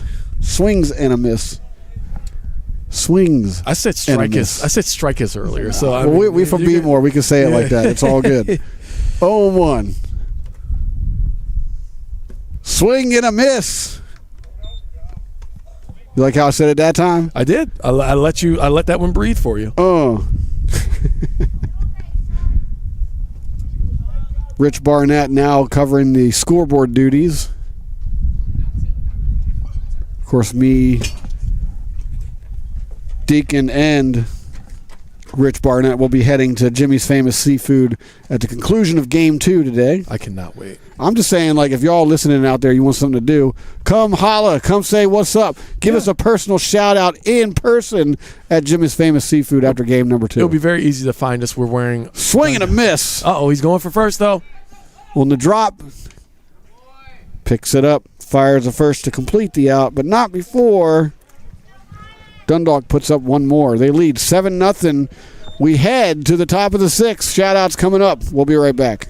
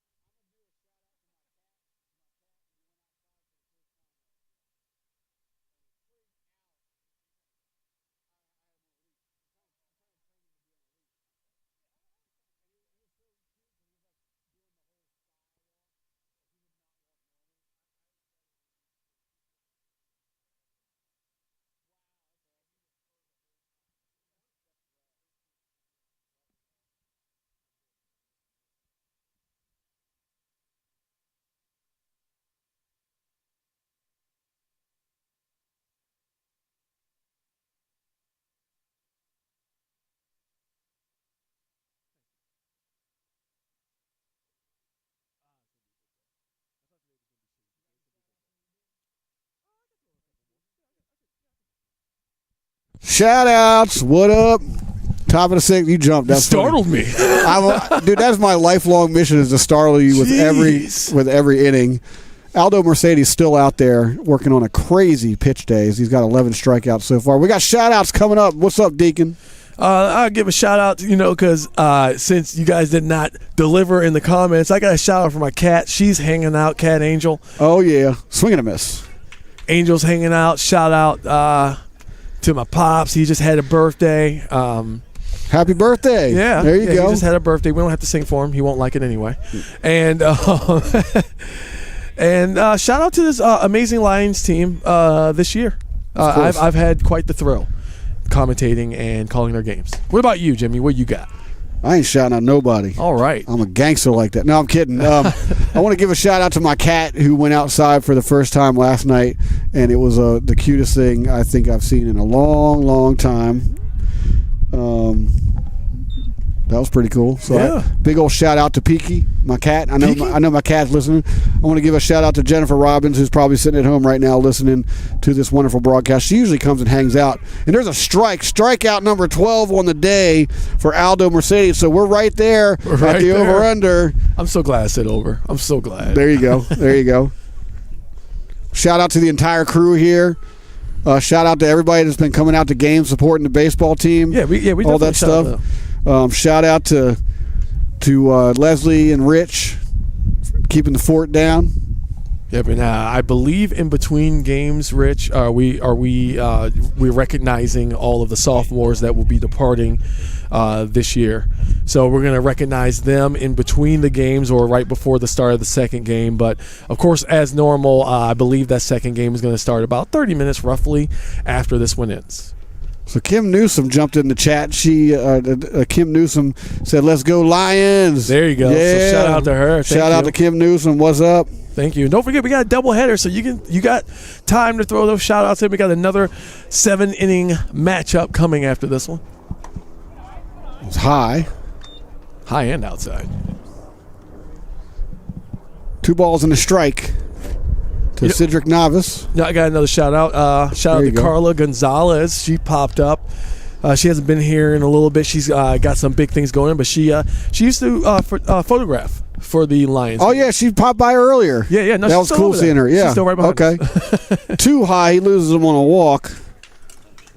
So Cedric Novice is on with 1 out here in the top of the 6th. And that brings Jake Doherty back to the plate. Struck out back in the 1st. Got himself on base with a walk back in the 4th. This is his 3rd plate appearance. He's 0 for 1 today. As he digs in, Mercedes looks in. And Novice takes a lead out there at first.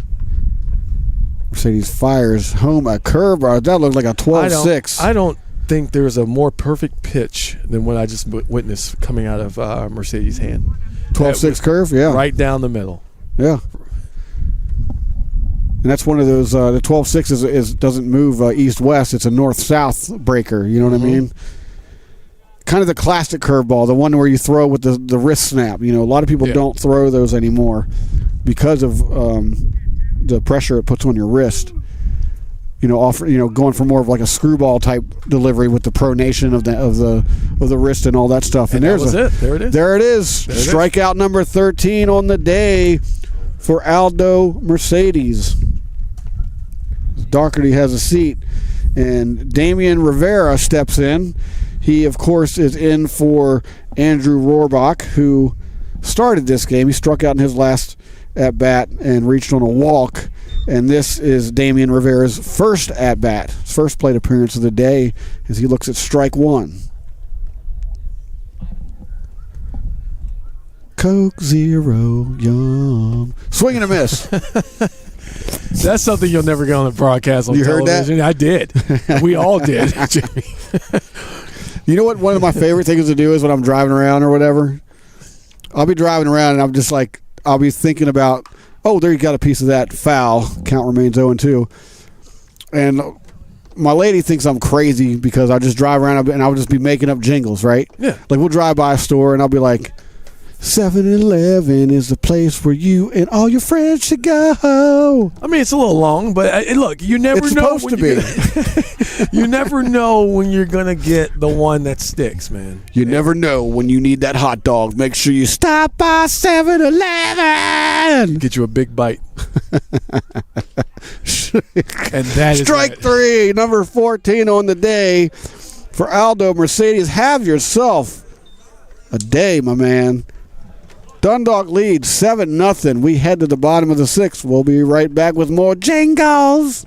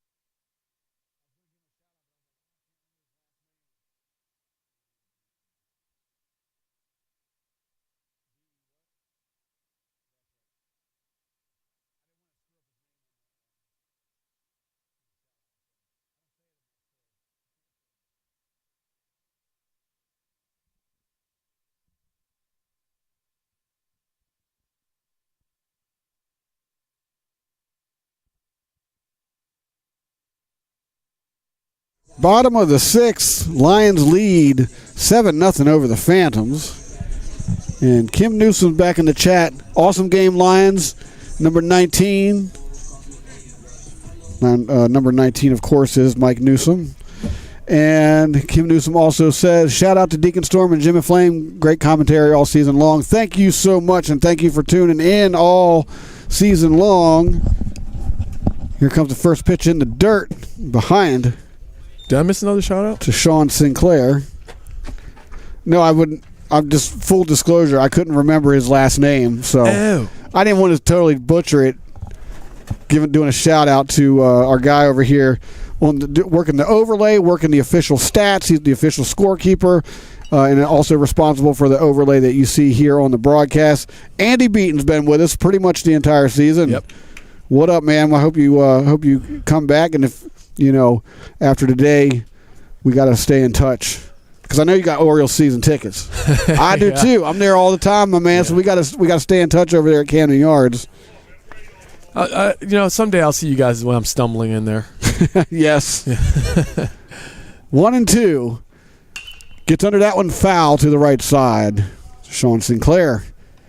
Just a little piece of that one. Yeah, Sinclair, man, he did his job the last time he was out here. Yeah, with the single, and then he came around to score on the hustle. Stealing, as well. Yeah, pretty much stole his way around. Yeah, very true. And then took advantage of that overthrow over at third.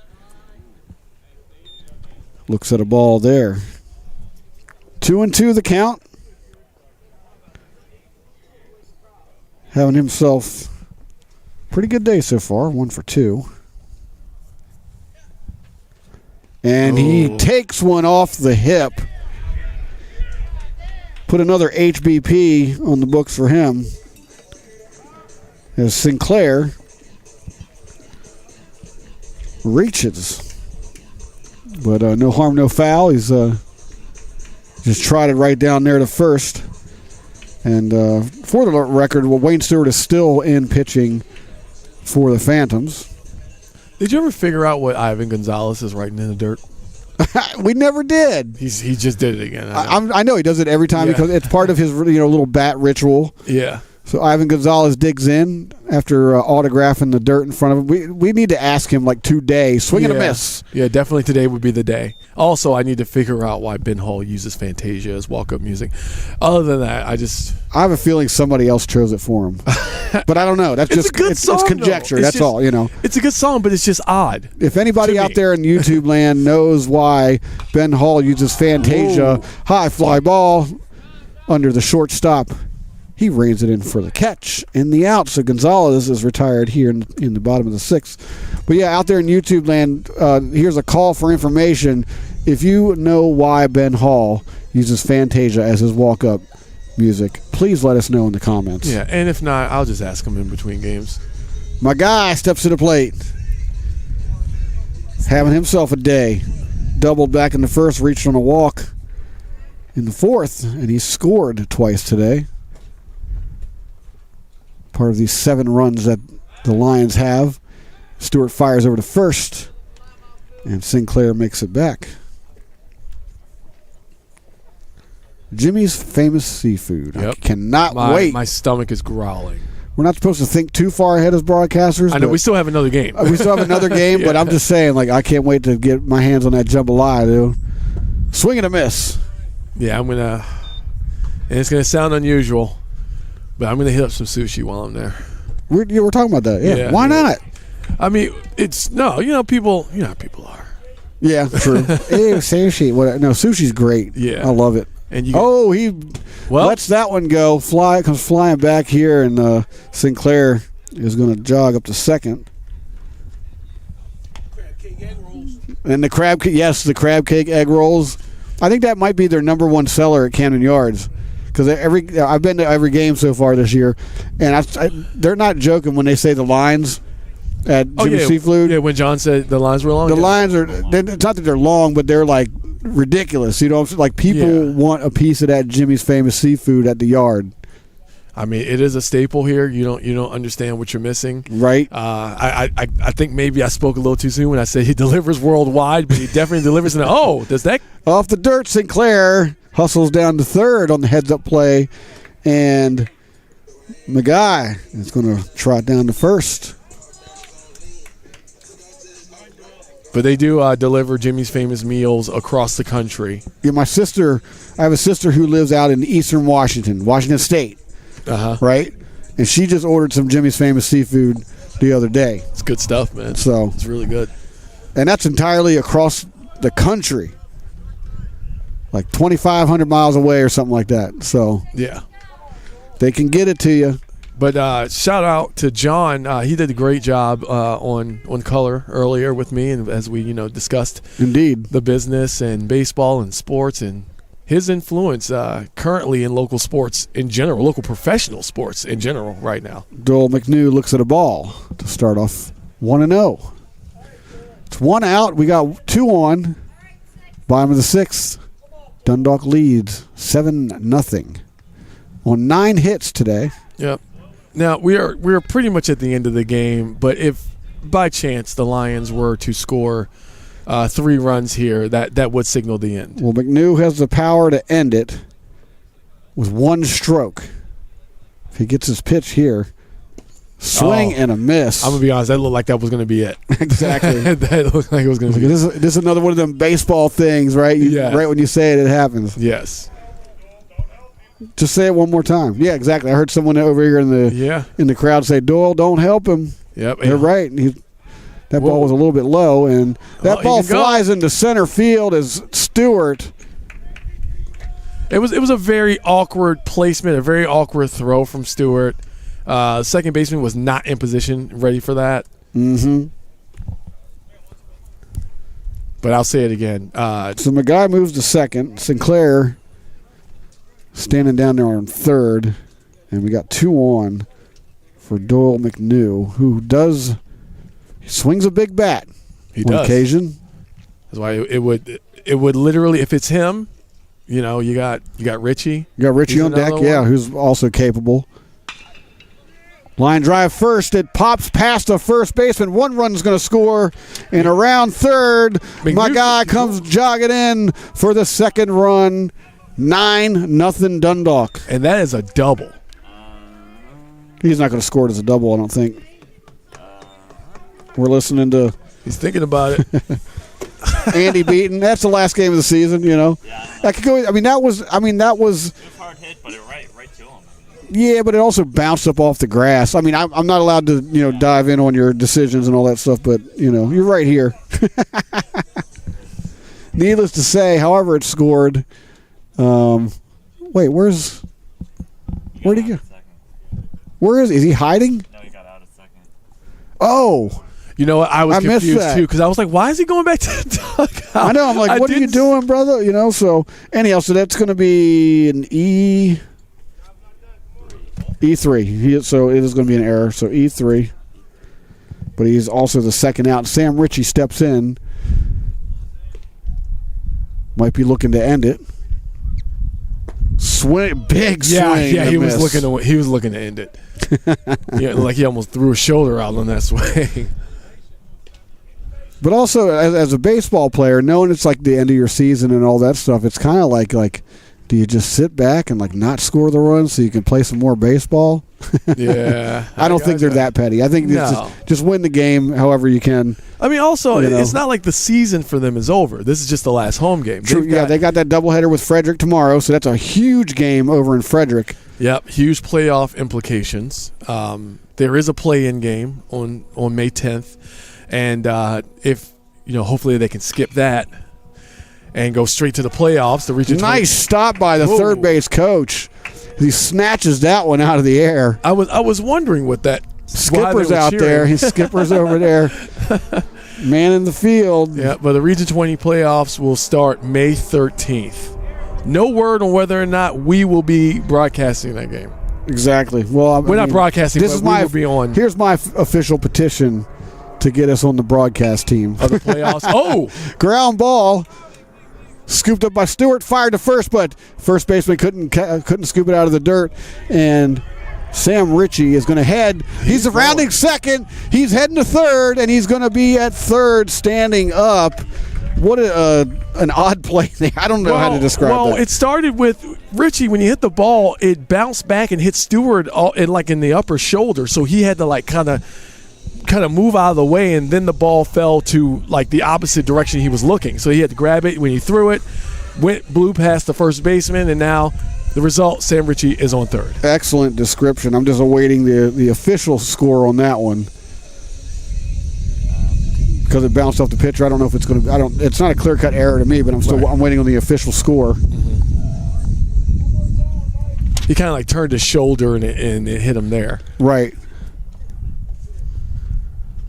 So for the time being, Sam Ritchie is at third with 2 outs. Mike Newsom, who's having himself a day, steps in. That's another one that can completely destroy that ball. Just rip the skin right off of Exactly. He's 3 for 3 with a home run back in the third. Yeah. That monster home run back in the third. I still don't know where it is. It's still up there somewhere. And he fires to the outside, so did you catch Wayne him? Stewart is having some control issues here. Well, he started out pretty good. His first 5 innings were really solid. Pitching a really good game, but he's sort of letting it go here in the bottom of the 6th. But again, Phantoms have nobody warming up, so it's Stewart's game. Swing and a miss by Newsom. Well, did you score the Ritchie? Was that an error or a hit? Error? Okay, so we're going to go E. That's how I scored it too. So great minds think alike. Well, an RBI or a home run, of course, will end this game. And that one just floats in there for a strike 2 to Mike Newsom. That was one heck of a curveball delivered by Stewart. Trying to get some of that mojo back he had starting this game. As Ritchie takes a baby lead down there at third. And there's one in the dirt. Yeah, that had some tail on it. Kind of moved around a little bit on its way. 2-2 the count.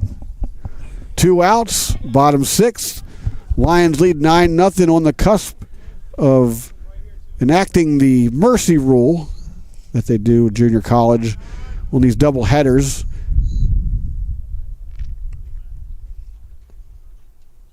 Taking a second. Stewart steps off. There's nobody covering, so that was just more or less just to remind Ritchie that he knows he's there.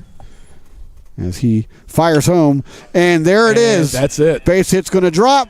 Sam Ritchie's going to score, and this one is over as the Lions take game 1 of this final home doubleheader of the season on 12 hits and a strikeout performance for the ages from Aldo Mercedes.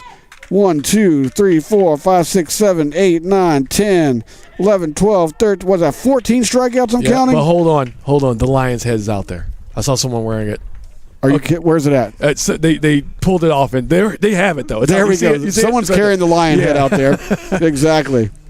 So the Lions take game 1, mercy rule in effect here, 10-0 on 12 hits, and the Delaware Phantoms, all they could put together was 3 hits today. But, a really good performance by Wayne Stewart, their starting pitcher, up until that last inning. But even more so, Aldo Mercedes strikes out 14 batters. That's unheard of. It's a very and we didn't even get to play a full game. Yeah. If he goes the full, who knows? Yeah, I was wondering what would happen if we would have made it to that 7th inning with him. Then we might be talking about records and stuff like that, if the game prolongs. Correct. But needless to say, so the Lions started this one with 2 runs in the first inning, and then nothing doing in the second. They added a run in the third, another 3 in the fourth, 1 in the fifth, and then here in the 6th, topping it off, 10 runs total. As they're trying to get in the playoffs. They are trying to get in the playoffs, even though today is inconsequential of the playoffs because of the way the divisions are seeded and all that. Yeah. But they've got 2 just huge games in Frederick tomorrow. coming up. So, they're definitely, not necessarily thinking about that game, but, hopefully this sort of momentum carries over till tomorrow. But we still got another game going on here. We do. What you got, man? What you got? What I have here is I'm about to make my way down to the table because I got some announcements to do. There you go. I'll let you finish off this first game, and I will see you all back at the second game. I'm going to leave the mics on for Deacon's announcements. He's going to be announcing our exiting sophomores who are appearing today for the final time here in regular season play, as he's going to go get the microphone for that. But again, in this one, the Lions prevail 10-0 over the Delaware County Community College Phantoms. And I'm going to hand it over to Deacon down here on the field as there's going to be some presentations. This is sophomore day here in Dundalk. And what a way to get it going. But keep in mind, we got another game going, and that first pitch is going to happen, 2:05 now? So probably around 2:30 will be the first pitch of that game. But again, not before we hand out some plaques and some thank yous and recognize our sophomores who are exiting after once the season finally does conclude. We got some players coming in, some Delaware players coming over to talk to Leslie, the athletic director.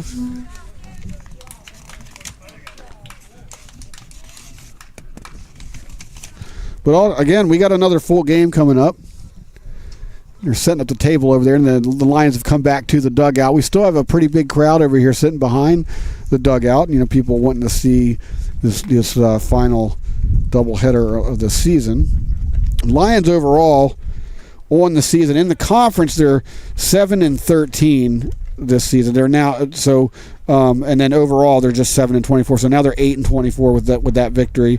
They were 5-8 at home. Now they're 6-8 at home all season long. 2-16 on the road. They didn't do very good on the road. I mean, if they did a little bit better on the road, then we're talking about a different record here.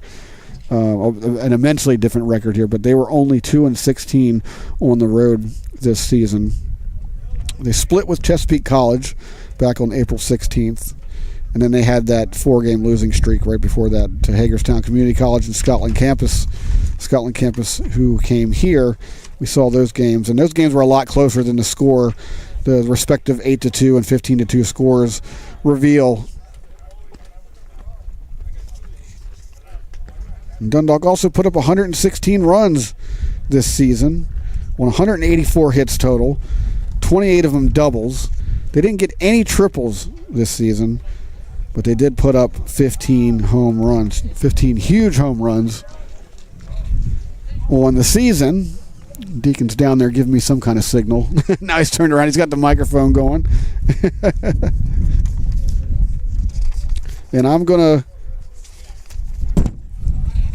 Oh, there goes something. All right, I'm going to hand it over to him now. I'm going to try to set up the mic so you guys can pick up our PA. So Deacon Storm on the PA. He's going to be recognizing, the Lions are going to be recognizing their sophomores who are playing today in Dundalk for the final time in the regular season. As Rich Barnett's down there on the field as well. And the crowd is gathering there behind the bullpen, or not the bullpen, but behind the dugout. The bullpen kind of runs up along next to the dugout, so my bad. And looks like Delaware is going to take advantage of this break in the little hitting area back there in the batting cage. And once again, I'm Jimmy Flame for Dundalk Lions Baseball. You can follow me on Twitter at JimmyFlame77.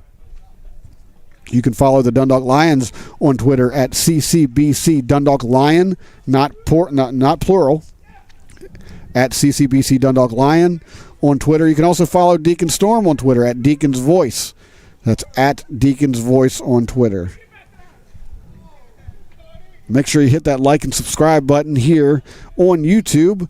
That way you can be notified anytime Dundalk Sports airs, and you'll be notified. We'll let you know when we're coming on. And it looks like we're just about ready for these acknowledgments. Coming up, we've got We've got moms, we've got dads coming out, we've got families coming out with the ball players. And here we go.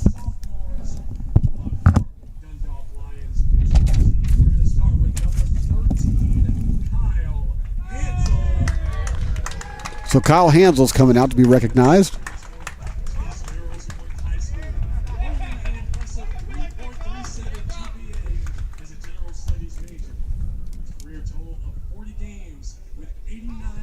And apologies for the fence being in the way, but the camera is fixed here, but I will try to bring you what I can.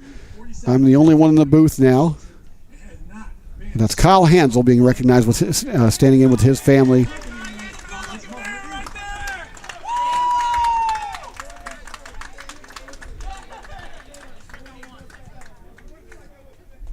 All right, next up, the 6'3" outfielder from Corey Area High School in Pennsylvania, number 15, Kenny Nichols. Number 15, Kenny Nichols. Social sciences major, played in 29 games with 54 at-bats for the Dundalk Lions and hit 7 RBIs in his career. He's accompanied by his mom, Brenda, and his dad, Joe. Accompanied by his mom, Brenda and John. Kenny Nichols once again. All right, up next, the 5'6" second baseman / shortstop from Baltimore, Maryland, number 9, Sean Sinclair. Number 9, Sean Sinclair. He's major, playing in 19 games with 26 at-bats.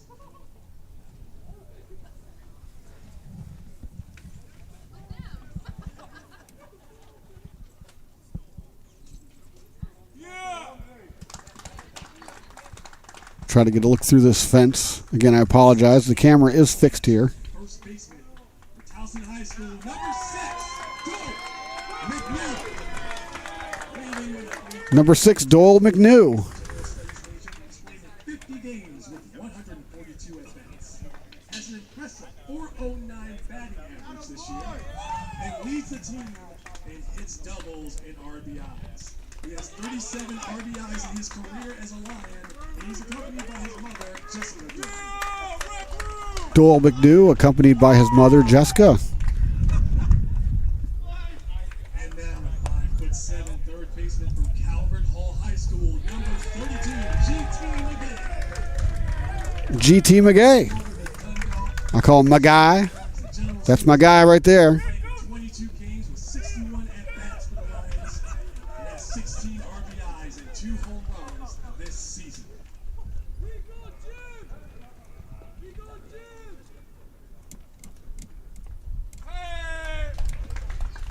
And last but certainly not least, the 6'1" pitcher and left fielder from Catonsville, Maryland, number 10, Ben Hall. 10 Ben. To transfer slot, Ben Hall being recognized. playing in 50 games in his career with 73 at-bats. This season, he has pitched 3 complete games, winning all 3. He's pitched 91.2 innings in his career, and he's only given up 2 home runs this season. And he's accompanied by his father, Jeff, and his grandfather. Ben Hall being accompanied by his father and his grandfather One more time for the departing sophomores of 2022. as they give a round of applause to the departing sophomores of 2022. And we'll be talking about them more in game number 2.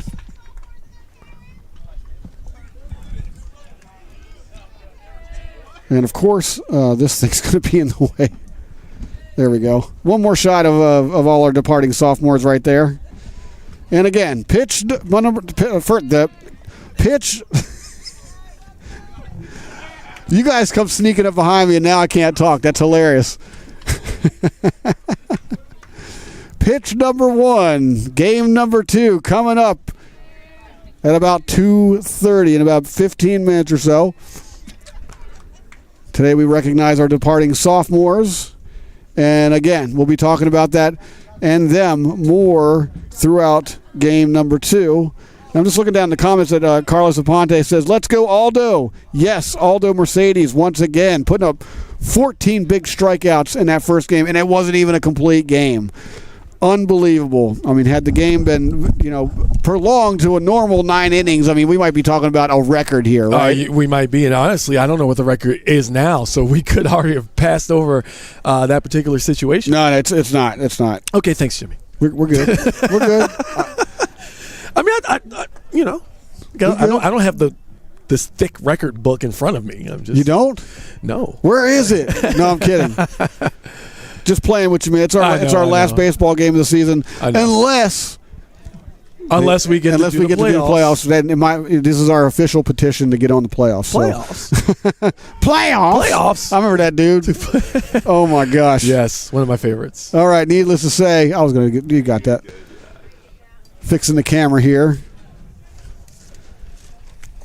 Thanks again, Andy Beaton, who's been with us pretty much through the whole season,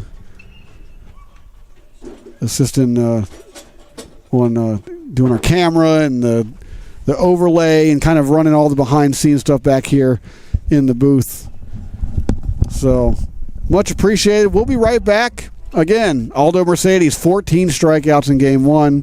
We'll have the starters for Game 2 as soon as we get them here. First pitch in about 15 minutes. We're going to let this keep rolling, so go ahead and share the stream with your friends, family, anyone who wants to watch some baseball on a Saturday afternoon. We'll be right back.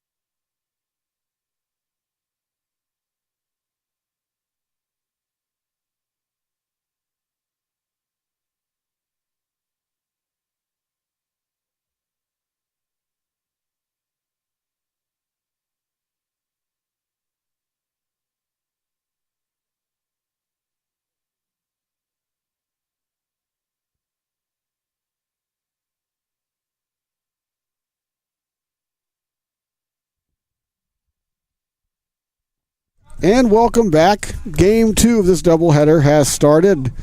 We were just solidifying these lineups. There's a swing and a miss for a strike.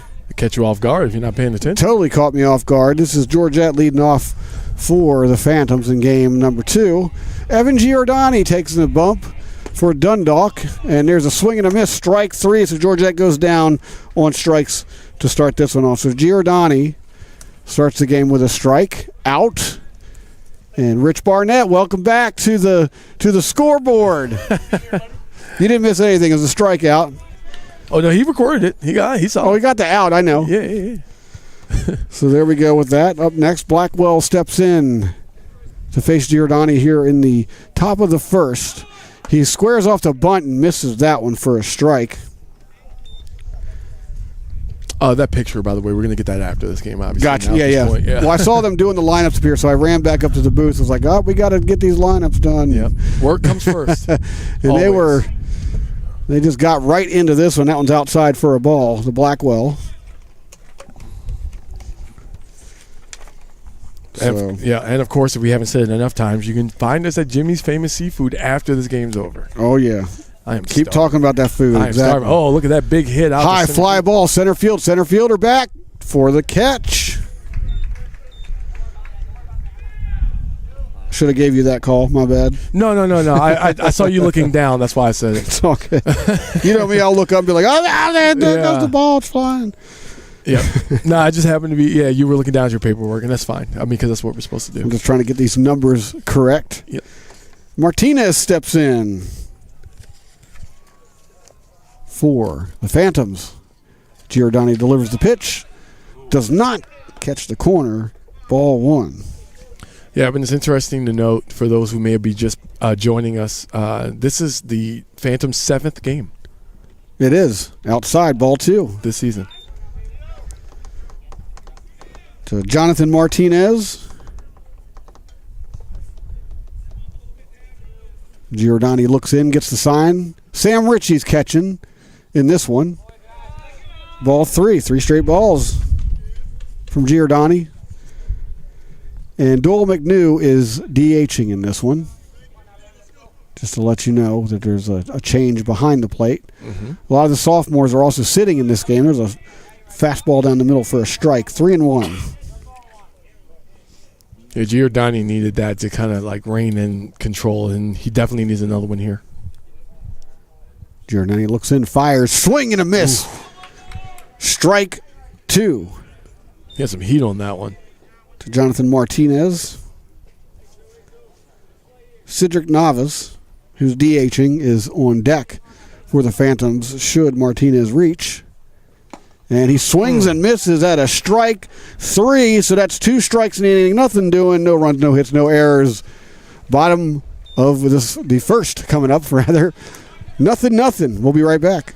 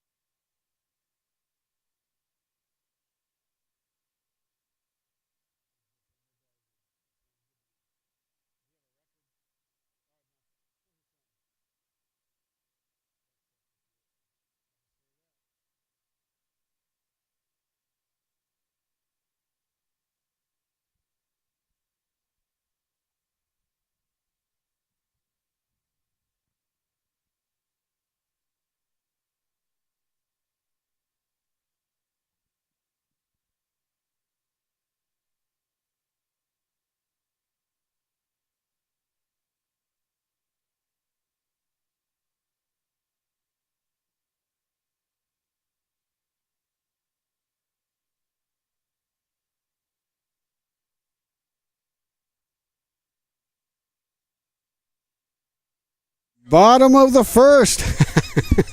I caught Deegan on his phone again. Bottom of the first. Taking the bump for the Phantoms, Patrick McGargy. He's from Westchester, Pennsylvania, making his Dundalk debut here, or his debut in Dundalk, or something like that. Not his pitching debut, but first time pitching here. That's what I was really trying to say. And here's his first pitch. In there for a strike to Julian Samante, the shortstop. Now, I'm not sure if you said it, and maybe I missed it, but throughout this broadcast, you're going to hear some of the players. This is the final home game, so, Ripper down the third baseline, foul.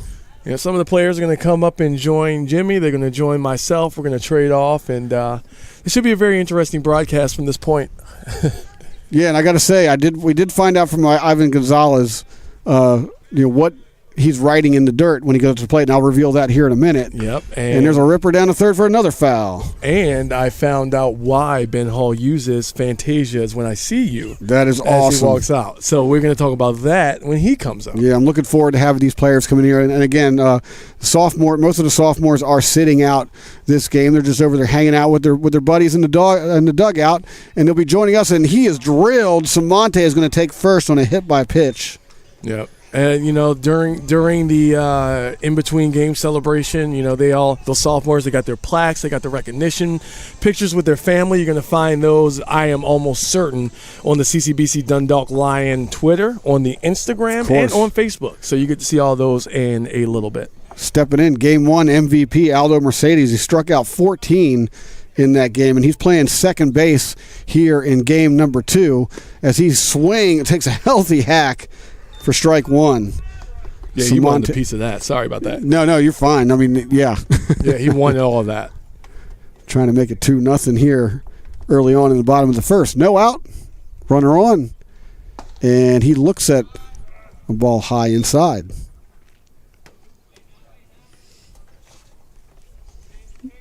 I'm curious, has Mercedes gone yard this year?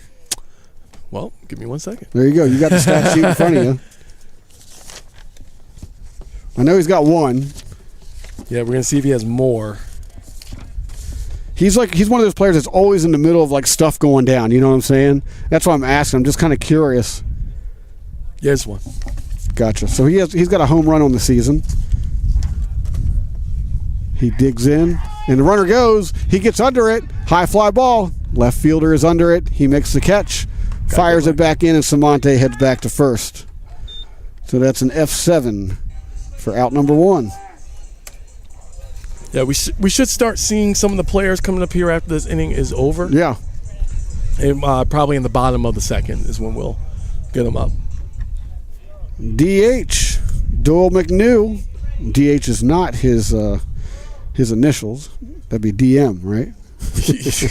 He is DHing in this game. Doyle McNew steps in for his first swings here in game number 2 as he looks at a strike.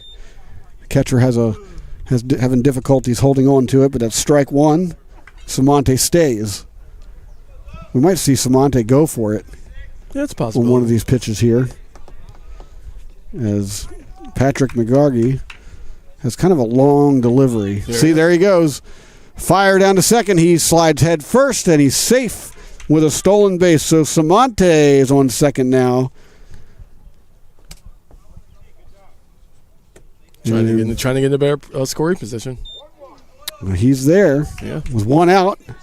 McNew digs back in, awaits the 1-1 pitch.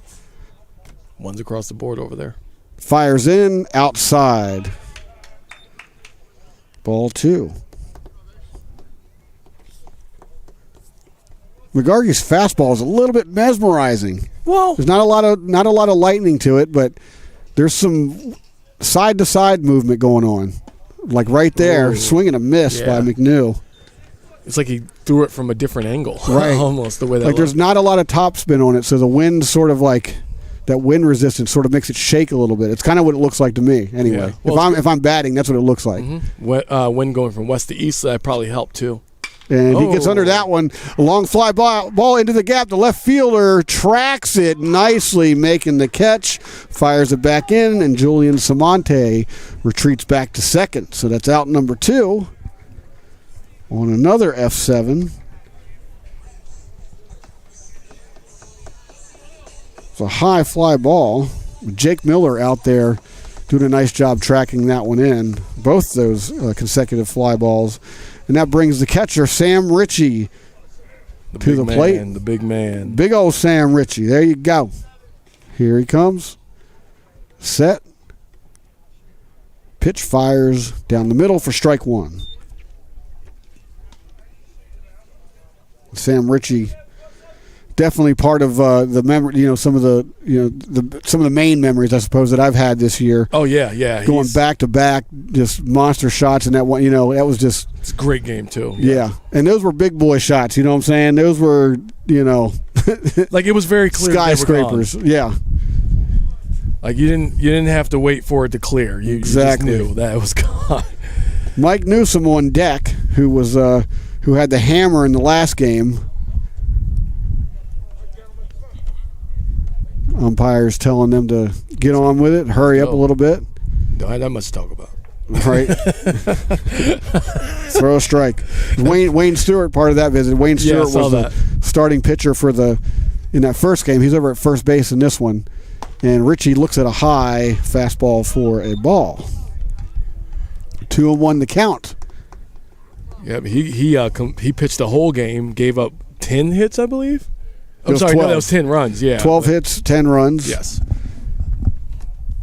Gets under that one, fouls it straight back. Wow. Full count. Nope, it's not. It's close. It's close. I'm allowed a few gaps a game, right? Well, yeah, that's only the second one today. So yeah. 2-2 count. 2 outs. Samonte takes his lead at second. Pitcher fires home. Ground ball. Chopper up to the shortstop. Scoops it up. Fires to first. Out of the dirt. Wayne Stewart snatches it out of the dirt to complete the ground out. So nothing doing here. No runs, no hits, no errors. One left on. We head to the top of the second. We'll be right back.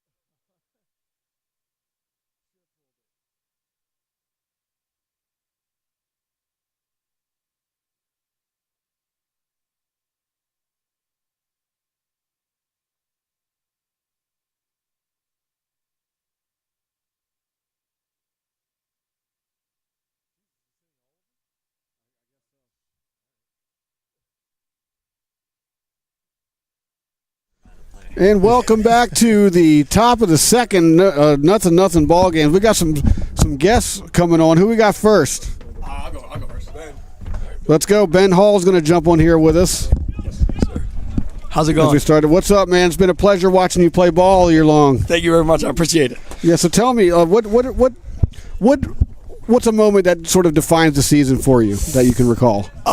Mercy ruined Chesapeake here last week. That was a good one. Yes. Exactly, because they're a very, very good team. Yeah, they're one of the top teams in the conference, and we put it to them. They didn't expect it either. That's why. No, I don't think anyone did. No. To be honest with you, 100%. That is awesome. So, what's next for Ben Hall after Dundalk baseball? Are you going to continue playing somewhere, or you don't have to necessarily answer it if you can't? You know what I mean? That's fine. I understand. Yeah, I'm not exactly sure yet. I don't really know exactly what I'm going to do yet. Gotcha. Not 100% sure yet. Well, definitely let us keep us in the loop of all that. Yeah, so we can follow your career and all that good stuff. So you both played in the field and you pitched. Yeah. This year. Which one do you prefer? Pitching. Pitching. There you go. Definitely pitching. Well, you definitely look comfortable out there. There's yeah. a fly ball to right, wrangled in, and that retires Novice here in the top of the second. I almost said first. That's funny. Get this one scored down here. So pitching. So I was watching you pitch this year. Yeah. And your fastball had sort of a tail to it. Yeah. What's the secret behind that? What are you doing to that? What are you doing? It's usually just how it comes out. Sometimes left finger stays on a little longer, right finger stays on a little longer. Really all depends. Sometimes the two seam moves the other way, four seam. It all really depends. Exactly, because I used to pitch as well, and I can tell you it's tricky to get that slice. You know what I mean? And you seem to have that one down. And then you had some other pitches that I was trying to discern between it looked like a slider or a curve. Curveball, yeah, curveball. It was a curve. Okay, so I did assume correctly then. Yeah. Because it had there was a little electricity to it. Right. Yeah. It almost made it look like a slider. Yeah. It was like had that kind of dish type spin to it. So on your go-to pitch, so say you're way ahead in the count, right? Yeah. You got no balls, 2 strikes. What are you throwing? If it's a righty, probably curveball. If it's a lefty, changeup. There you go. Awesome. So you got Frederick tomorrow. Yeah. And there's playoff implications on the line. Very, very big. Tomorrow's both games are big. Exactly. Right now we're on the edge, and a lot of teams have more games than we do. So if we can, I think obviously the goal will be to win both. But if we can win one, I think that would be big. There you go. Well, we're definitely pulling for you. We don't get the pleasure of doing the broadcast tomorrow, but we're definitely pulling for you. It's been an up and down, crazy, but yet exciting season all year long. And like I said, it's been a real pleasure seeing you out there, both in the field and pitching. And there is an out, number 3 to retire the side. Yeah, Corey. There you go. So Ben Hall, ladies and gentlemen. Yes, sir. Thank you very much for having me on. You're very welcome. Always a pleasure. And bottom of the second coming right up. We'll be right back.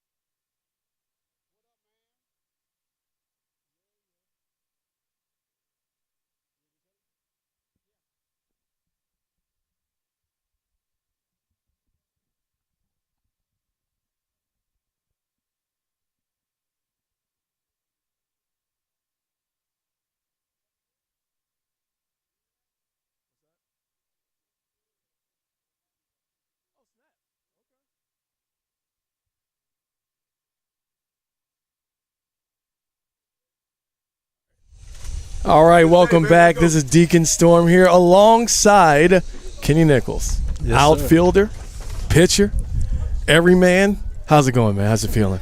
Good, man. I'm doing good. I'm excited to be outside here at the ballpark. It's a nice day. Ready for a big doubleheader sweep here. Yeah, oh, well, that's what we all would like. On strike one, already starting off here up at the plate. Now you have played different positions. Which one is your favorite? I like right field a lot. I like the corner outfield spots better. I think it plays plays for my speed. I'm not as fast as some of these little guys out there. And, I got the big arm, so I like to make the long throw from the outfield. Here's the pitch, and that's going to be ball 2. Now you're saying you know the little guys, and you're thinking like more like what we saw from Sean Sinclair in the previous game, but. I mean, you got to have some wheels on you too, right? I mean, you got the long legs. Not so bad. Not too bad. Not too bad. That's strike 2. Legs are getting a little worn down after a few years of playing. That's how it goes. So with this being, I guess, your final home game, you guys have the playoffs coming up, hopefully. But you still have a couple more games. You have a big one coming up tomorrow, actually, a big doubleheader. Yes, 2 against Frederick. That's right. So, we don't have the exact numbers or, what phase the moon needs to be so you guys can make it into the playoffs. But, I mean, we know that if you guys win out, it's pretty much a done deal. Sure. I think right now we're on the inside, but, that can all change. Obviously, the last couple weeks of the season, I know Cecil, Garrett, and us are really fighting for the last couple spots there. So our series against Cecil especially is really big here coming up next week. I think if we can win – go 500 in the last 4 games, then we're in a really good spot. At the least. Well, there you go. And that was Mike Newsom. He got walked. So he is currently on first base. And up to the plate now, that is going to be Isaiah Coxon. Now, he did not play in the first game of the doubleheader, so this is going to be his first at-bat today. Making a run for it, Newsom. He's booking it, and he's already there. See? There he's got the wheels. He's got them. Like, you don't expect it because he's like a power hitter almost. That's right. He's a big guy, but he's worked hard on his body. You can really see it. That's awesome. So with you departing the Lions after the season is over, and you're from Corey, Pennsylvania. Do you kind of stick around the area after the season's over, or? Yeah. So my dad lives in Columbia, Maryland. My mom's still up in Pennsylvania. So I've been staying with my dad, just trying to keep the dream alive, playing baseball. Right.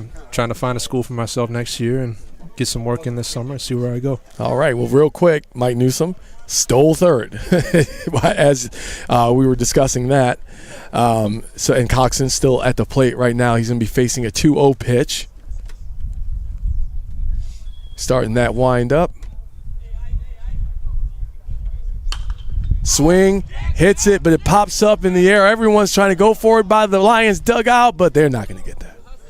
They are not going to get that. And so now that's going to add a strike to the tally here with no outs here at the bottom of the second.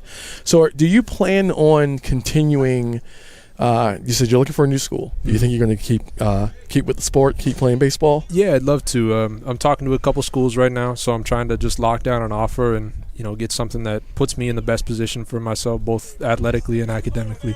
I like that. that is a very athletic answer to that particular question. I can't imagine that I can overstep that line and be like, hey, can you give us who your number 1, your number 2, your number 3, something. I mean, it's totally up to you.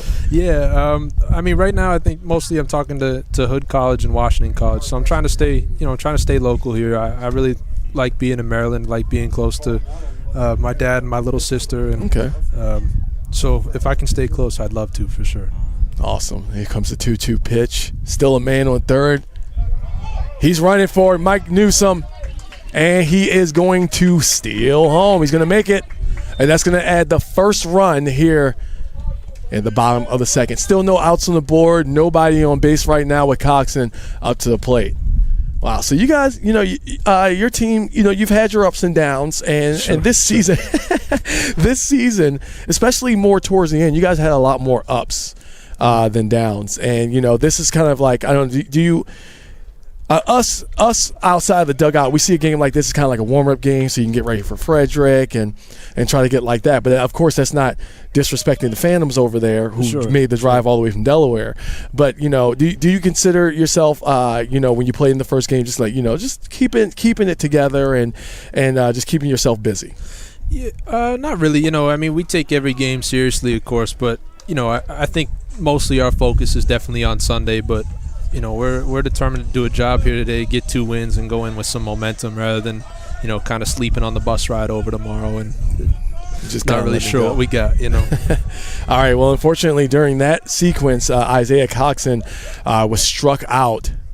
So that's going to bring up our next batter, and that's going to be Devin Hollingsworth. Here comes the first pitch. So I'm sorry, I just gotta get my notes. See, I'm over here like. So you are a humanities and social sciences major. Yeah. Well, I've been in college for a few years. I'm definitely the oldest player on the team now. So guys like to make fun of me for that, call me uncle and all that stuff. Yeah. So this will be my third degree actually already. Yeah. So crazy. Throw that back at them when they make fun of your age. Yeah, right.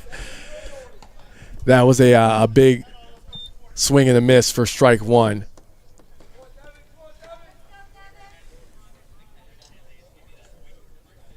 All right, now here comes a 2-1 pitch. And that one's inside. Probably caught the bottom corner of that strike zone for strike two. So you said you played a bunch of different positions. Now when you're pitching, what is probably like maybe your favorite pitch to throw? Definitely, I throw a knuckle curveball, so that's definitely my favorite one. Whether I can throw it for a strike is a different story, of course. But I like to go up there and just have some fun. That's all. I know I'm not the best pitcher, but I can do some stuff to help us out a little bit and give us a few innings. I mean, and that's really all you can ask for, especially at this level. But here comes the 2-2 pitch. That was a swing, a miss, and another strikeout here in the bottom of the second. But you guys are still up here in the lead. Yes, sir. Now, of course, you've taken your you guys are taking a break. Most of the sophomores not playing in this particular game, as you've received your honors, and of course, you guys got to get ready for next week. So you said you wanted to stay local in the area. What's one of the one of your favorite things to do here in this area, like the Dundalk, Baltimore, general area? Sure. I love the Inner Harbor. I've been there a handful of times over the last couple of years. Yeah. It's just really nice there, especially in the summer. Warm weather coming up. I'll try to get out there a few times. Yeah. I think they have the Ripley's Believe It or Not or whatever. And they sure do. I love me some Pizzeria Uno. Oh, yeah, definitely. That's going to be ball two. When that pitch was a little high, kind of had a little bit of a tailspin on it, wiggled around on its way there, but that's going to land there. So Pizzeria Uno. All right, what's your favorite toppings? I mean, I think it's pretty basic, but just some pepperoni. The pepperoni tomato pizza is. Oh, so you just keep it basic. Yeah. Keep it basic. You got to come in the office when Rich buys us pizza, man. That's generally what we have. Because Squires is boss, man. Squires is really good. But that's just but Pizzeria Uno is the place to go.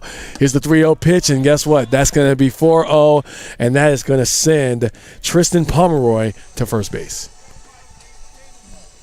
And coming up next, 2 outs on the board, is going to be Sammy Khan.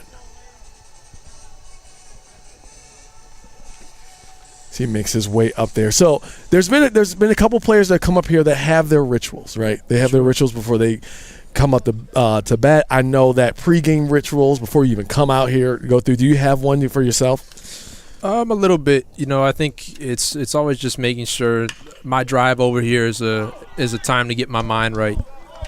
Okay. But more so than that, I think I always try to. I take my hat off when I first run onto the field the first time on the game, and I think that's just like paying respect to the game. And I feel like if I don't do that, I feel wrong, right? Hey, this is a game that you grew up loving, so it only makes sense that's something sure. That you do. You got to pay your respects. But I mean, you get your mind right, you do the hat thing, and here you are. That was a foul ball, by the way. That last pitch looked like it might have been fair, but here it comes. That was the 0-1. That's going to be ball one. So you got your so that's pretty awesome, and it's been a thrill watching you this entire season. I know Jimmy, who's over there still keeping track with the numbers, agrees before he comes back on, as this inning seems to go a little bit longer than Oh, wait a second! One. Sammy Khan gets up under it. That's going to go all the way out center right. Hits the floor. Hits the floor. Rounding bases, they're coming all the way in, and that is going to be Tristan Pomeroy crossing home. And Sammy Khan is going to get held up on second. Yeah, he is fast. He made it out there. I think he made the second before Pomeroy made it home. That's a guy that's got a lot of speed on me. Yep, score is now 2-0. Pomeroy with that speed and coming up to the plate. As soon as I can see. There we go. Coming up to the plate, Julian Samante. You probably could have just said it. I could. I mean, yeah, you see that? help you out, sure, yeah. Yeah, man, that's what you're here for. It's what you get the headset on. Yeah, man. Number 16, Julian Number Samante, 16. sure. There you go. Gotcha. We'll let you have that one. All right, I'm going to call this pitch, though. Here's the first pitch. That one gets yanked all the way over to the outside for ball number 1. So you grew up watching baseball, obviously, or else you wouldn't be a player. So Sure. did you have a favorite team that Cleveland. They're now the Guardians, right? Yeah, the Guardians. I grew up watching them with my grandfather. He's the one that taught me the game, so pretty much learned everything from him. And favorite team, all that. And whoa. We good? I heard someone say somebody caught it, and I guess that is the case because that is out number 3. That's awesome. So thank you so much for joining us. I really appreciate it. And we are going to take a break. We're not done. We should have some more players coming up, right? Okay, yeah, we do. And Jimmy will be back as we have more NJCAA baseball action happening between the Lions and the Phantoms.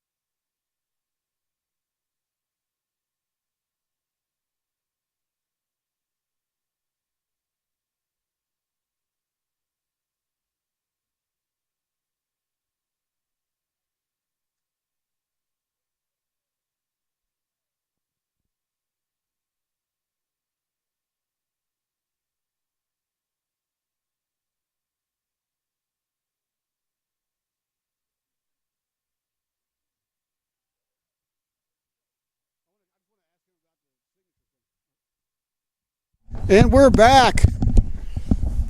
Top of the third of this 2-0 ball game. Dundalk leads the Phantoms 2-0 here early on. In game 2 of this doubleheader, Dundalk, of course, taking that first one 10-0. I have Ivan Gonzalez on deck with us. What's up, man? Hello, how's it going, man? Good. So talk to us this season, man. What's something that stood out for you this season that sort of defined the team? For sure is going against good teams, and it's I'm not gonna lie, we haven't had a good reputation about winning, but especially when we face like teams like Chesapeake or our rival Catonsville, we're actually there with them and competing. Yeah, that Chesapeake game was out of control, man. I don't think anybody expected the game to go the way that it did. So good on you guys for that. And we swept Garrett too. Exactly. Two just very, very, very good teams. Speaking of very good teams, you have Frederick tomorrow in a doubleheader, and there's playoff implications on the line. Where's your mindset with that one? Man, it's just compete, have our best guys out there. Like you seen, for example, you seen Ben out there, the veteran. We need him. Yeah, I was just talking to Ben Hall earlier a little bit about his pitching style and how he gets that slice, in some of his fastballs. And that was really cool to hear, his approach to pitching. Yeah. So earlier, before this game started, we've been asking all season long about what do you write in the dirt when you're going out to bat, right? It's been a big mystery to all of us, and you finally revealed it to us today. Would you mind revealing to our YouTube audience out there what it is that you're writing in the dirt before you go up to bat? Yeah, I start off with a cross, and then my mom's initial, my little brother's initial, my grandma's initial, my grandfather, and my dad. There you go. And it's funny. Think about them, Yeah, exactly. A little tribute to the people that are on your mind before you go up to hit. And not to change the subject so abruptly, but you're rocking some Pit Vipers. There's a ground ball up to, has trouble with it, scoops it up, doesn't get it anywhere. So now we got runners at first and second here in the top of the third. So back to the Pit Vipers.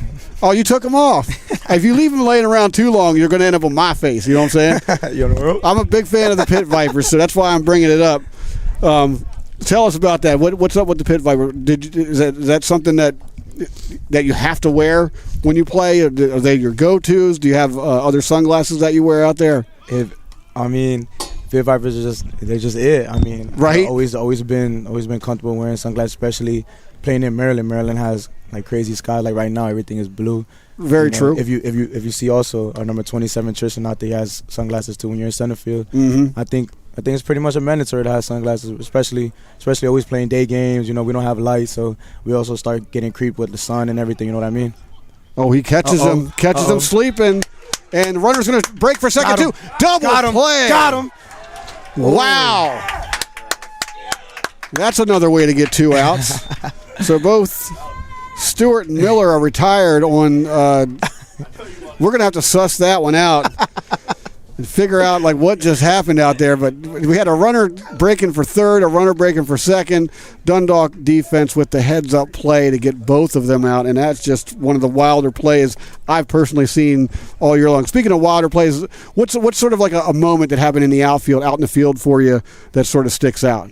Like any crazy catches, like any particular moment that sticks out for you defensively? I'll say it has to be early in the season when we went against Hartford, because obviously we lost a couple of guys because of injury and whatever, you know what I mean? So it was always hard. So like when the coach had to put me out there to stand out and actually be kind of a missing part of the team, had to be against Hartford when I'm not gonna lie, Hartford, they hit the ball hard. They do hard. So a lot of like catching the ball on the run, making catches in the gap, just basically like that. Like those are stuff, especially as an outfielder, you thrive for. You won't like flashy plays. You know what I mean? Right. So just like that. Giordani with the pitch. Strike. Wow, that was a breaking curve with a capital B right there. Does not fall in. Atta boy Gio. Narrowly missed that one. Been a lot of close calls like that throughout the entire season. We're back here like every game watching this stuff. And he comes in again, foul ball to the right, works it to 2-2. So what's going on in the future-wise? Do you plan on like after when the time comes to where you're done with Dundalk, all that stuff, and then you got to go somewhere else? Do you plan on continuing to play baseball in the future? Or? Yes, of course.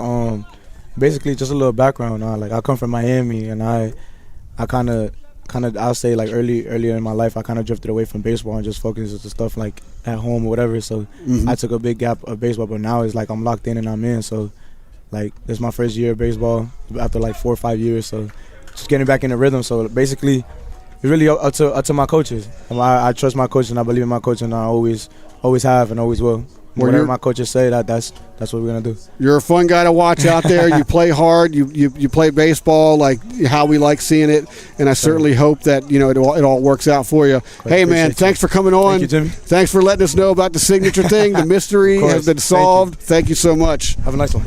You too, man. Dundalk 2, Phantoms nothing. We'll be right back.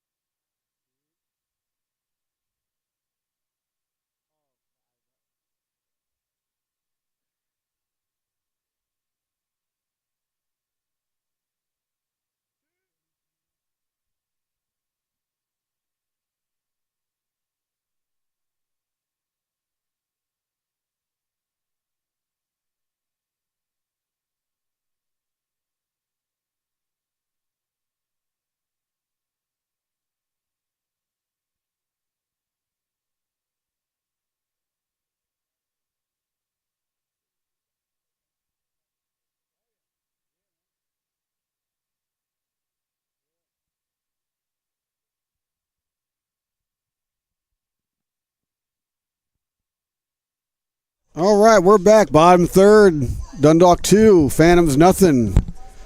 As Aldo Mercedes steps in. He flew out in the first inning. In that first game, 14 strikeouts, though. That was just absolutely amazing to watch. And I have GT McGay with me right now. What's up, man? That's what I thought. That's Deacon. I told you. Dude, I've been calling you McGuy all season long. Yeah. I've been calling you McGuy all season long. Deacon's all like, no, it's McGay. And I'm like, well, I'm going to call him my guy for like my guy. You know what I'm saying? Yeah. You know what I'm saying? Right? So, booyah, Deacon. Got you. Yeah, Dylan told him. So let's just talk about that first game. So Aldo Mercedes about it. Dude, he struck out 14 people in 6 innings in that first game. Looked like Justin Verlander out there. Right? A pitching clinic. There's a high fly ball into the gap. No one's going to get it. As Mercedes rounds first, he's in there with a stand-up double to start off the bottom of the third. See what happens when we bring you in the booth, my guy? Yeah. Magic happens. You already know. There you go. So you guys had a big game, a big series tomorrow, big doubleheader tomorrow with Frederick. Yeah. Playoff implications on the line. What's your mindset going into that game? Just go stay focused for tomorrow. Just bring all the energy from the day. Oh, yeah. Tomorrow. And there's definitely a lot of energy floating around today as Doyle McNew steps in with Mercedes out at second. And here comes the pitch. Low and in the dirt for ball 1. So you're batting 361 coming into this game. Yeah. It's one of the stronger averages pretty much in the entire league. What's been the secret to your success with hitting this season? Do you want the real answer? Yes, I want the real answer. Right. We only want real answers around here. All right. I'll tell you. I just go in the box looking for a white circle and hit that thing. I'm going to be honest with you. That's the way you should hit. Just go for that. Yeah, exactly. Everyone on the team is thinking way too much. I'm up there. Hit that white circle. Exactly. Hit that white circle coming at me. I absolutely. There's a reason why you're my guy. So yeah. Bam. McNew gets one out there scoots one out there to right, and that scores Aldo Mercedes. It's now Dundalk 3, the Phantoms nothing. So see the ball, hit the ball. Like when I played, that was like my mentality as well. It's like you just go up there. I'm not waiting for anything. If something's close, I'm going to take a crack at it. Right. Here comes Sam Ritchie, gets under that one, and that one's foul. 1 ball, 1 strike to Sam Ritchie. So, do you have any baseball? So I'm reading through your notes, right? Yeah. It says you're majoring in general studies, or wait, am I correct? Yeah, general studies. Have you thought about baseball after Dundalk? Are you trying to go somewhere that has a baseball program, or are you trying to keep playing, or what's going on with that? Don't know what's going on yet. You don't know what's going on with that? Don't know what's going on. That's the professional answer right there. Yeah. Whatever happens. But I'm planning to come back and help Rich out. There you go. With video. So he's on air. Does he hear that? He's going to come back and help out with video. You going to do basketball too? Yeah. There you go. We'll be here for basketball as well. That starts up later this year. There's a fly ball foul. Lands on the top of the dugout over there. There's a Phantoms. It didn't even look like the coach budged. He just kind of like chilling over there, almost hitting the Gatorade bucket over there. So that's cool. So you're still going to be around campus, and that'll be cool to have you at basketball games. Those are really fun, especially to call, especially now that fans are allowed to come back. I mean that gym gets really, really loud. Sam Ritchie digs back in with a 2-2 count.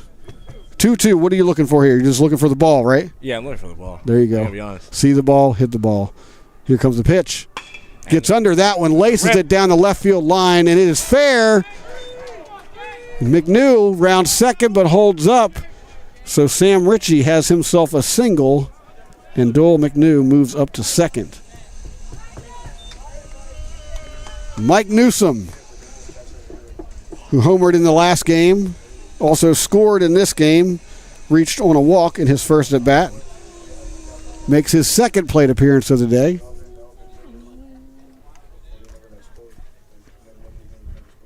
So you scored 11 runs coming into this game. Make it 12 after the first game, yeah. Exactly. Got to add one there.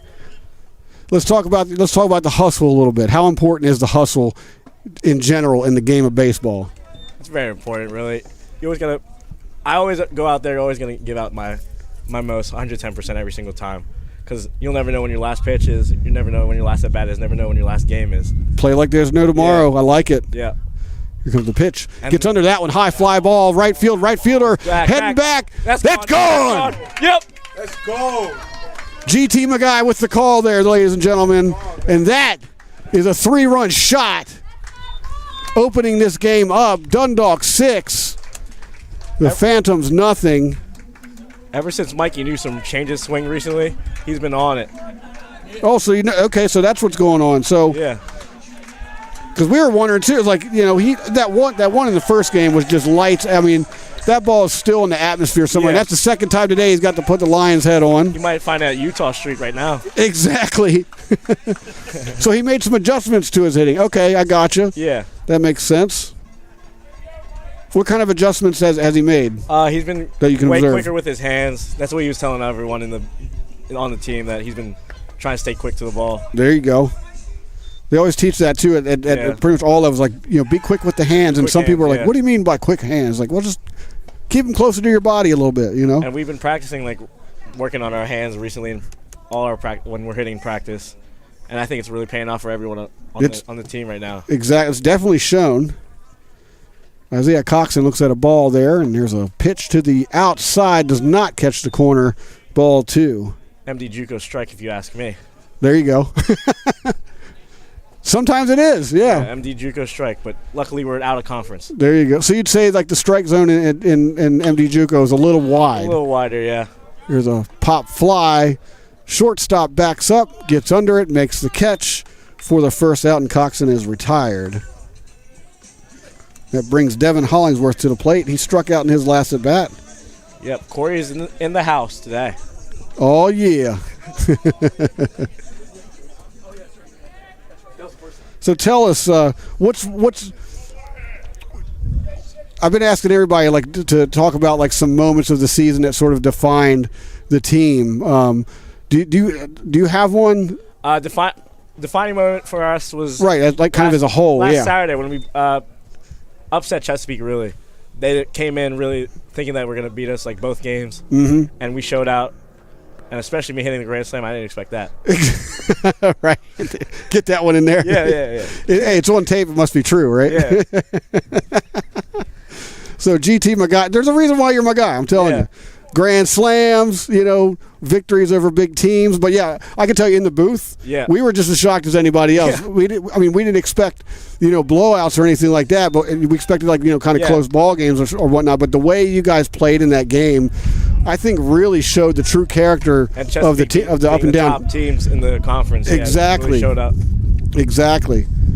Here comes the pitch.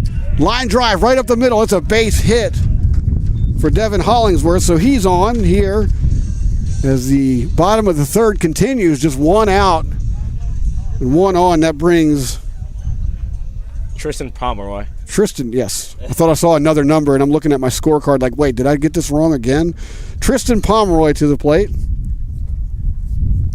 I was hoping MJ Lux would get an appearance here in game 2 so I could call him Daniel Lux on purpose again. I got so many people calling me out on Twitter over that. I should show you the messages. I got messages. I got tweets about it. People were like, why are you calling him Daniel Lux? Also, a few weeks ago, you called Mikey Isaac Newsom. Or something like that. Yeah. Well, I was still trying to get, to know everybody's names. When I slim home, you call me Auto Mercedes. I'm like, oh. What did I call you? Yeah, you called Ivan. Oh, I did. I remember that as well. That's why you don't hear me say names no more. That's your secret. I got you. So Deacon in the background is saying that there's a reason why he doesn't call names anymore. I just try harder. I didn't know how to turn on the camera, bro. I was just aiming the camera at me. I'm just saying, though, it was good for the video. I know Dylan got that. So we got Ivan Gonzalez is up here with a camera now. What kind of camera you got? Is that a Sony? No, it's a Canon. Oh, it's a Canon. Okay, Yeah, gotcha. it's mine. Oh, it's yours. Yeah. Oh, you do photography. I do video. That's awesome. I do that as well. Yeah. I'm more of a Nikon guy, but we can have that debate elsewhere.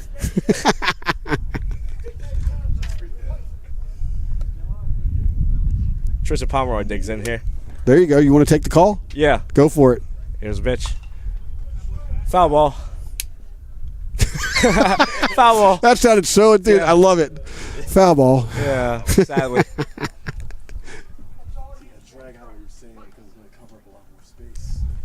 Foul ball. Right? You can do it like wrestling. Here comes a pitch, and he gets under it. He hits it to left field. And he caught it. Oh, man. Unfortunately. We are just crazy up here. So that's out number 2 with the line drive. So Yeah. Pomeroy's retired. And we got Sammy Condane in the plate. You want to take this call too? Of course. So a little background. Sammy Kahn doubled in his first at bat. Yeah, he did. With all those muscles on him, you would expect more out of him, to be honest. Look how large those shoulders are. Death Star delts, if you ask me. That's a ball up. 1-0 to Sammy Kahn.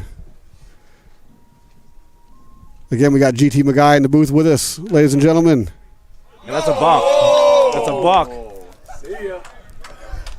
McGuy calls it a balk, so the umpires agree. Yeah, I said it. Looks a little startled up there. He sees me back here. I think he got scared. Or it might be Sammy's big old muscle up there. I think it's the muscle. Yeah. Yeah. I mean, look at the size of his toe muscles. Look how veiny his toes are. Kahn digs in.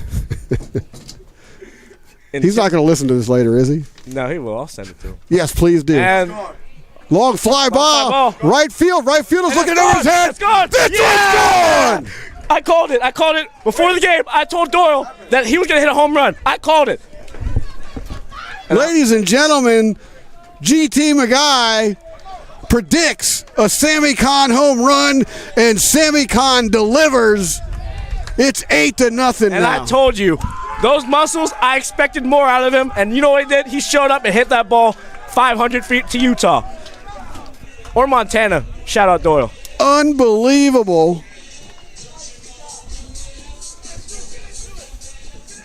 I need to keep you in the booth more often. Yeah.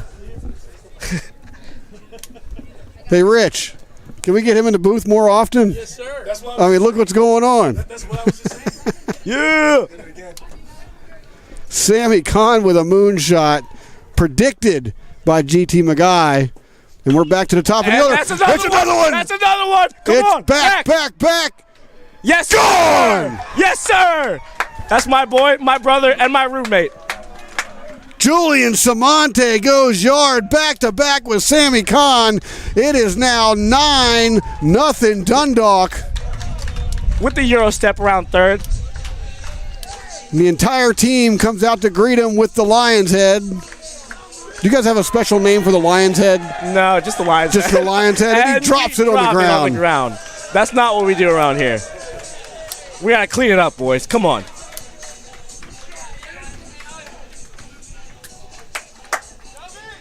The bats have come out in Game 2 of this doubleheader, and now we're approaching Mercy Rule, the Mercy Rule.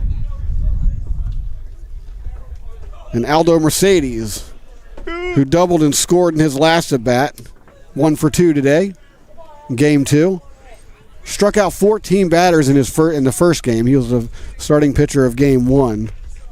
Look like mini Marcus Stroman out there.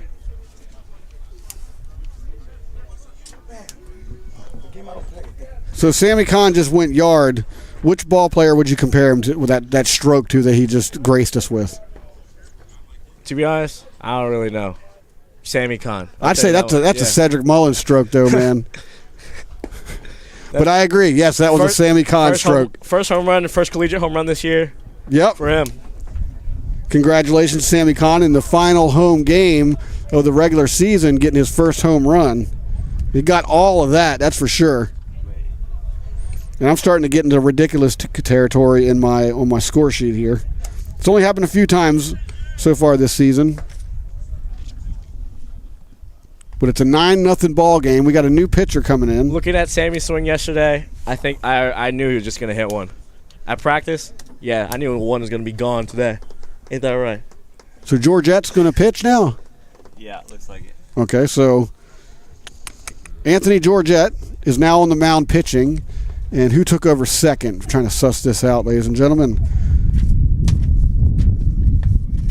Comment section is open, so if you're checking us out on YouTube, Get in the comments. Let's talk about the game. Give us some shout-outs. We're going to do some shout-outs here shortly. We might have to do them sooner than later because the mercy rule is about to go into effect. I mean, if Dundalk scores one more run, then it's still third inning.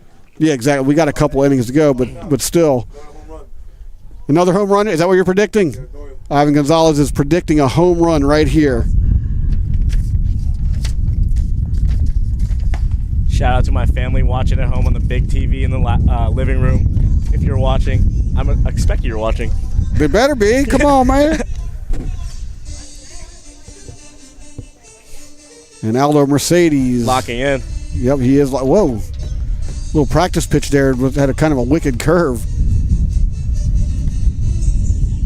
Something I always personally look for in a curveball isn't necessarily like the disc trajectory, but how hard it can break at the peak point. Yeah. And that's kind of what I just saw there from this guy. We'll see if he can do it in a live pitch. As a hitter, I think a loopy curveball is more harder to hit. You think so? In my opinion, yes. I can always follow those pretty easily. Here comes the pitch. Because a faster curveball looks like more of a fastball. Very true. Ball one to Aldo Mercedes. And that one's high and inside. Just a bit up. Again, Anthony Georgette started the game at second base, is now pitching. Fires it in there, strike one.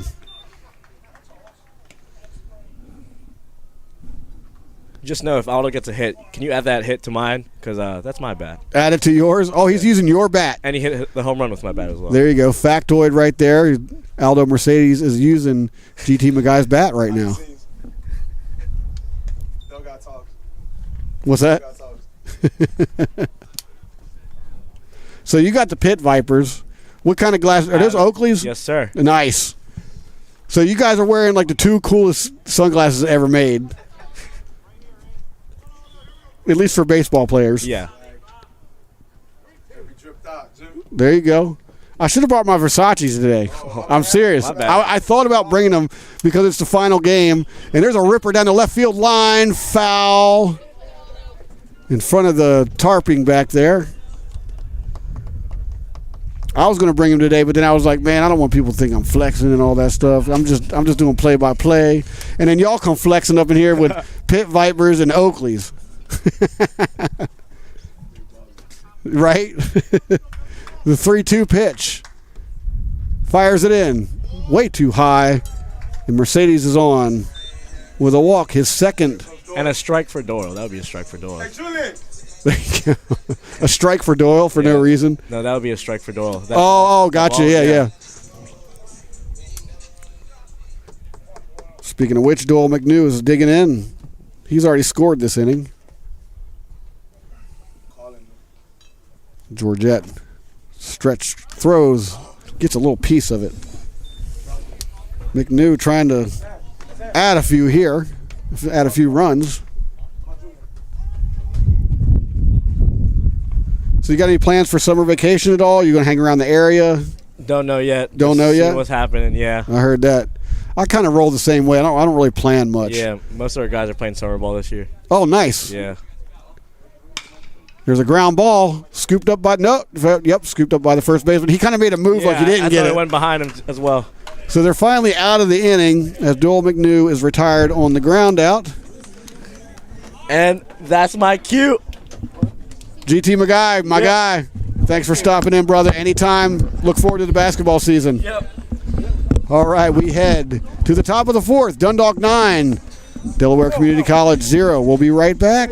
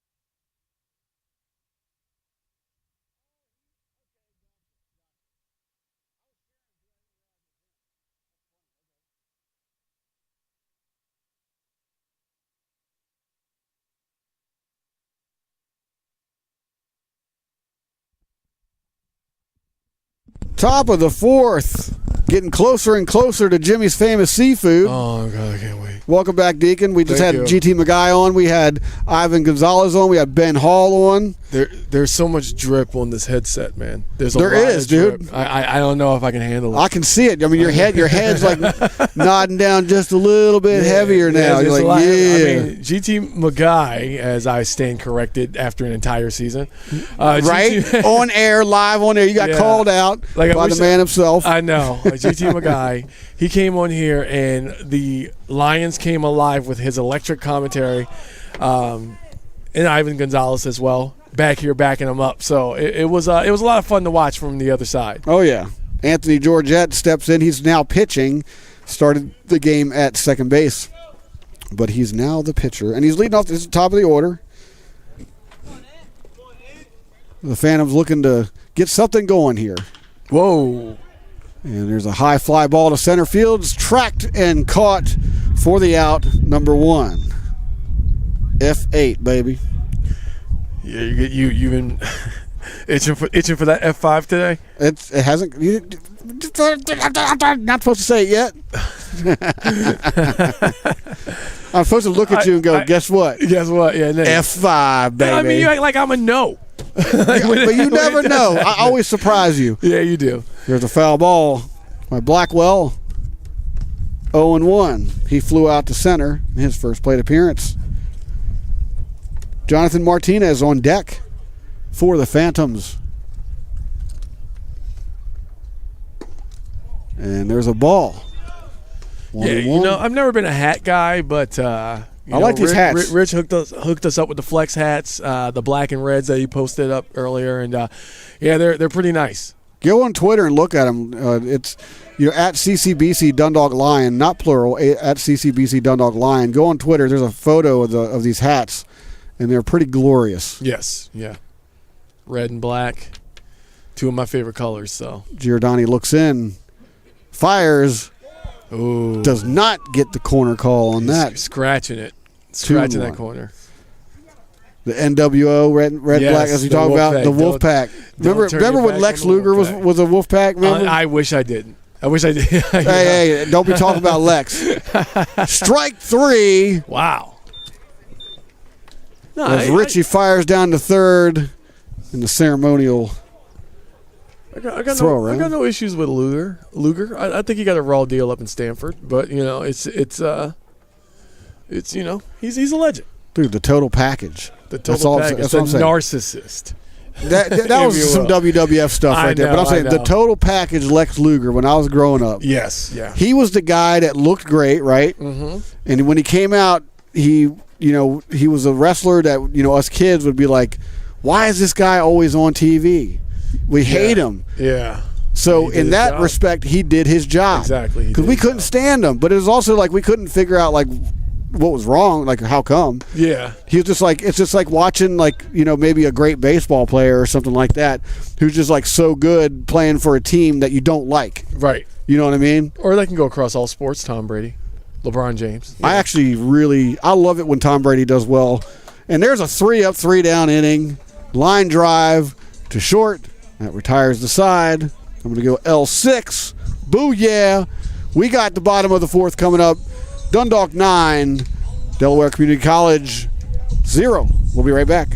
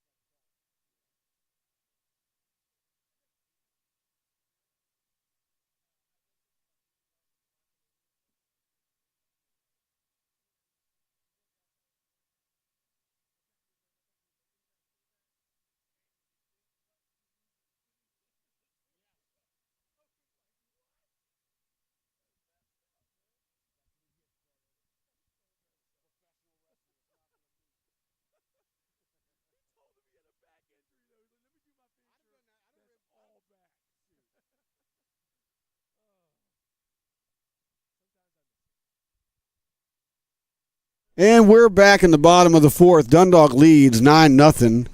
Phantoms got a long way to go to get back into this one. They're on the defensive end right now, so there's nothing they can do about it except for try to contain Sam Ritchie, who's leading off here. Of all people. Exactly. And, of course, we have to mention that the Lions are one run away from the mercy rule being enacted at the end or the end of the top of the fifth. Right. So it's almost do or die here for the Phantoms. They got to hold them. Yeah, that's for sure. And then they have to respond in the fifth if they can't. But needless to say, we got a baseball game going on. Game 2 of the doubleheader. Dundalk already took the first one, 10-0, and they're looking pretty good here in game 2. And there's a ground ball third base foul. Yep. So pretty much it behooves the Phantoms to not let the Lions, if the Phantoms want this game to continue, which of course they do. They are going to want to stop the Lions from notching at least one more run before this inning's over. But how do they do that? That's the thing. It's like the Lions have been unstoppable. There's a line drive to the gap. Sam Ritchie is going to round first, but he's going to hold up for a very loud single. So Sam Ritchie leads off.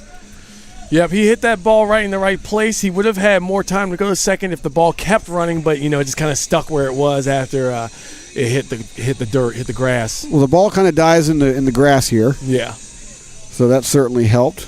Mike Newsom, who's in right field, he's already scored twice today, steps up to the plate to take his swings here in the bottom of the fourth. And what a pair of home runs we had earlier, by the way. I wasn't on the mic, GT McGuy was, but what a showing by the Lions today.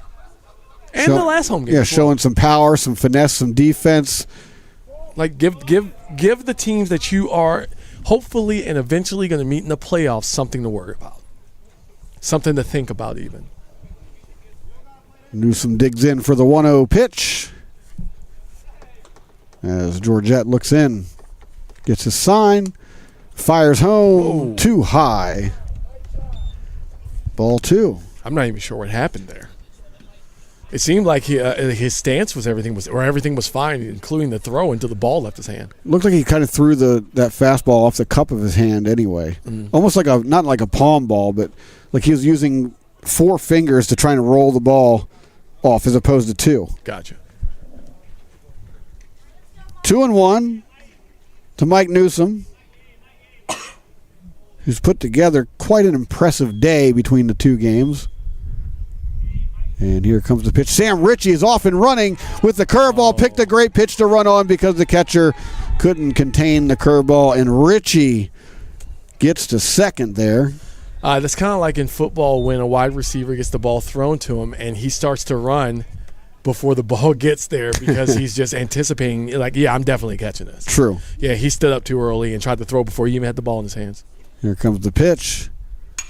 Gets a hold of that one to the left side, foul. A lot of noise on that one, but it's just a loud strike. Very loud foul. A loud strike. I like that one too. Full count to Mike Newsom. Georgette looking in. Let's see. Catcher, Jake Dougherty, had to readjust his helmet and his face mask, and now we're good to go. Full count. Newsom looking in, and that ball is way too high, way too outside, way too many balls. He's going to get a walk here. And I'm sure the Phantoms would agree. Way too many people on base right now. Isaiah Coxon steps in. He struck out in his first at bat. 2 plate appearances today. He's 0 for 2. Runners at first and second, no out. Bottom of the fourth. Lions lead 9-0. And that ball cuts outside. Coxon playing first base. We've seen Coxon on the mound. Yes. Throughout the season, here and there. And there's a foul ball back. It hits the Jeep behind us. I told her. Doesn't hit the metal. They hit the bumper. So the bumper did its job. There's a little scuff mark on the bumper now. And Leslie runs over there and grabs it. Probably some dirt. Throwing the ball back. I told her. With just a little bit of disdain. Here comes a pitch low, and it almost gets away. Sam Ritchie holds it second.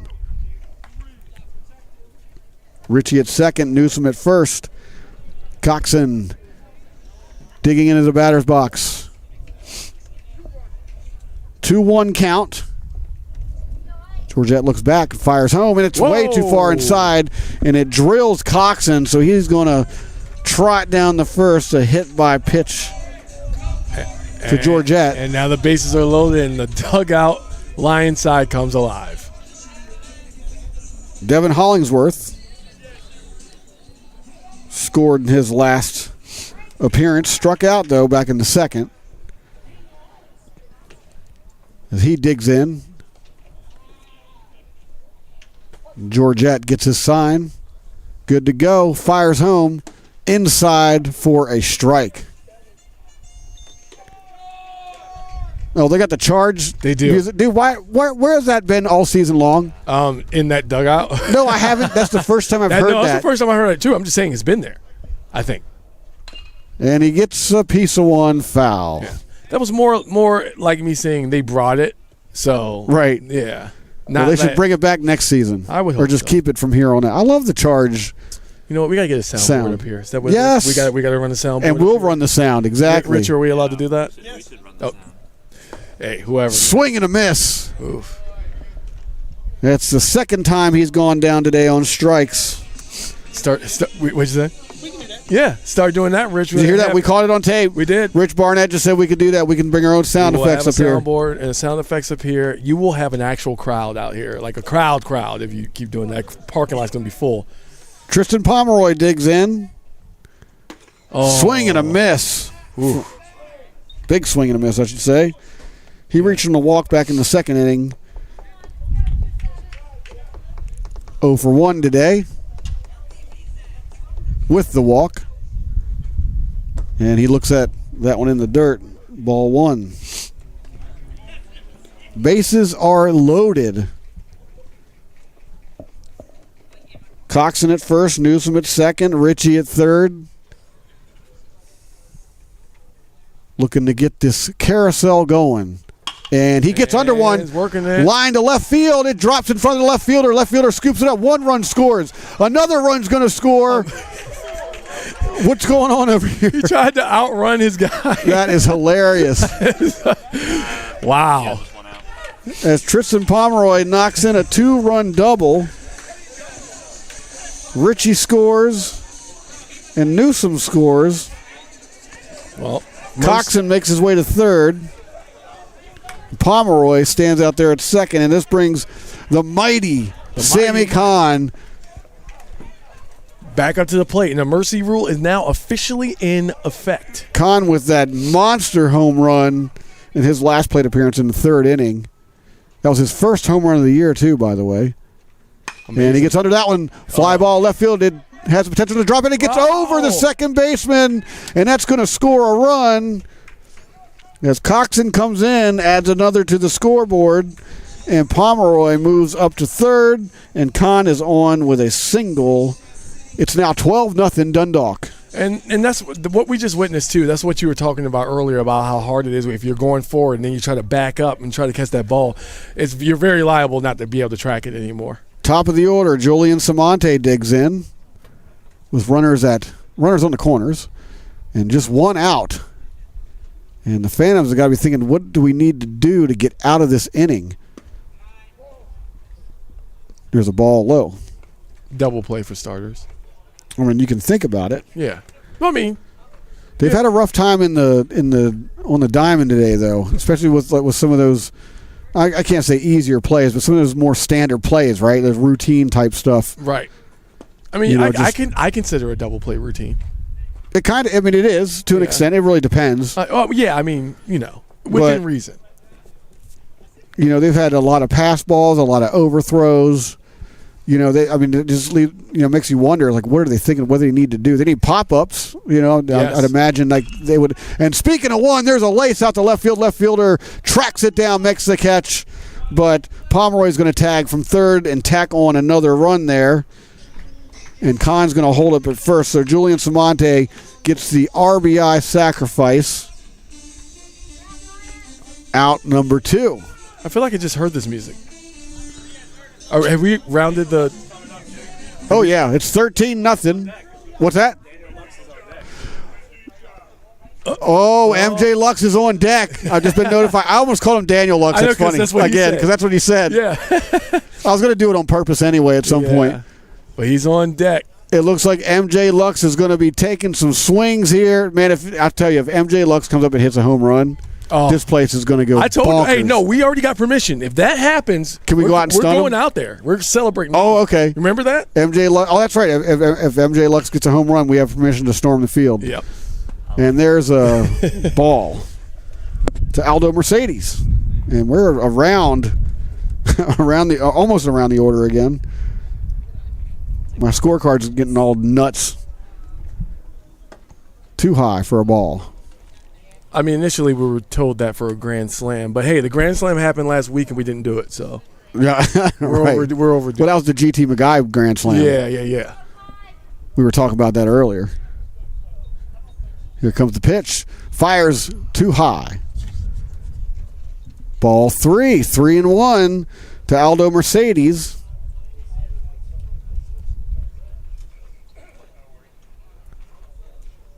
Dundalk trying to get some momentum here. Well, they have the momentum, but they're trying to get keep it for tomorrow. Oh, no, I know what you mean. I was like, they need more. They don't need more momentum today, but they would certainly like to roll this over tomorrow because again that huge doubleheader in Frederick. I mean, keep your foot on the gas pedal, right? Doesn't get any crazier. I mean, doesn't get any more exciting than that. With and the runner goes, and it doesn't matter because Aldo Mercedes swings and strikes out. So that finally brings the bottom of the fourth to an end. And I wonder if MJ Lux is going to stay in. But needless to say, we switch sides. We head to the top of the fifth. Dundalk 13. Do or die for the Phantoms. Nothing. They need 4 to stay in it. We'll be right back.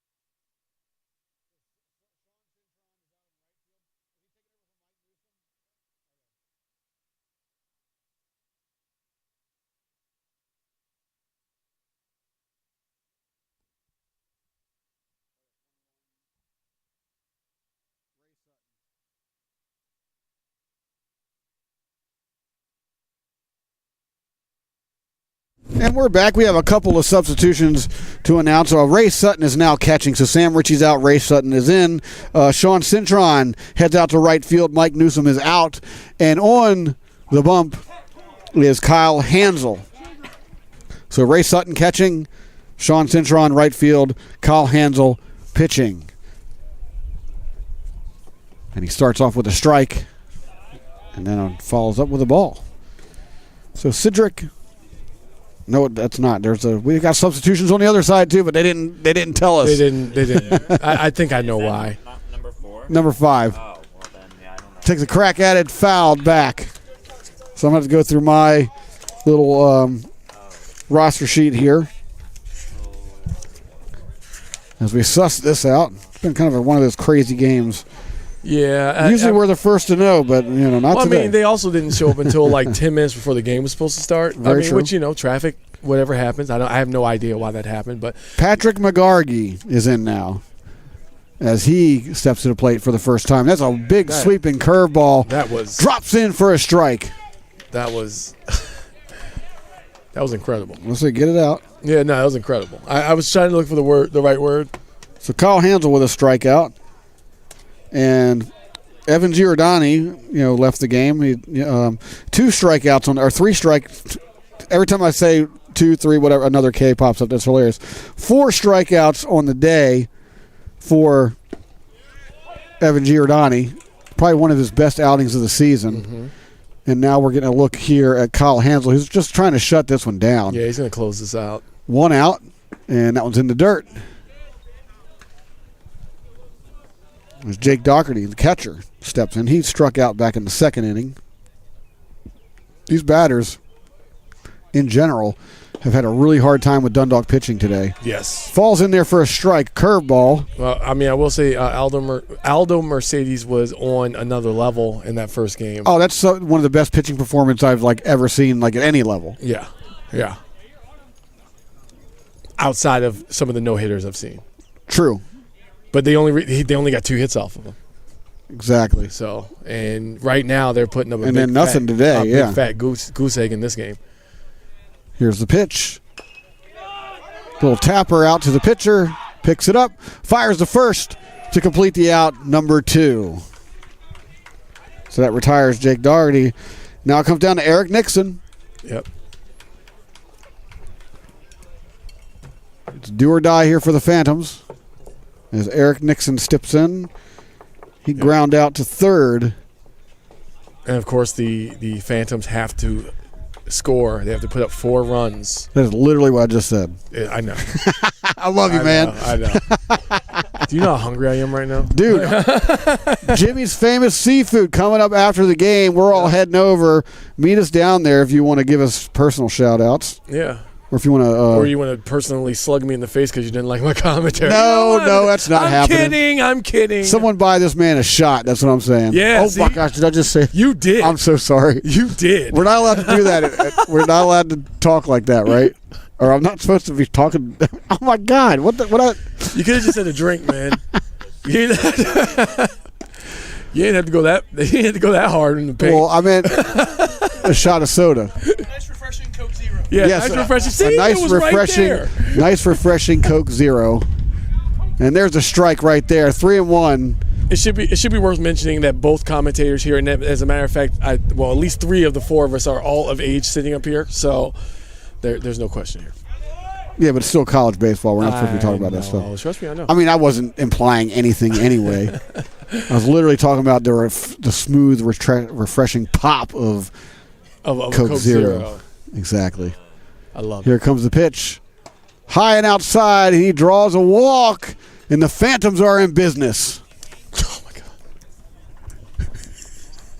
Don't you dare laugh at me. I'm good, man. I'm good. Dude, do you remember that one game, the one blowout, where it was like, dude,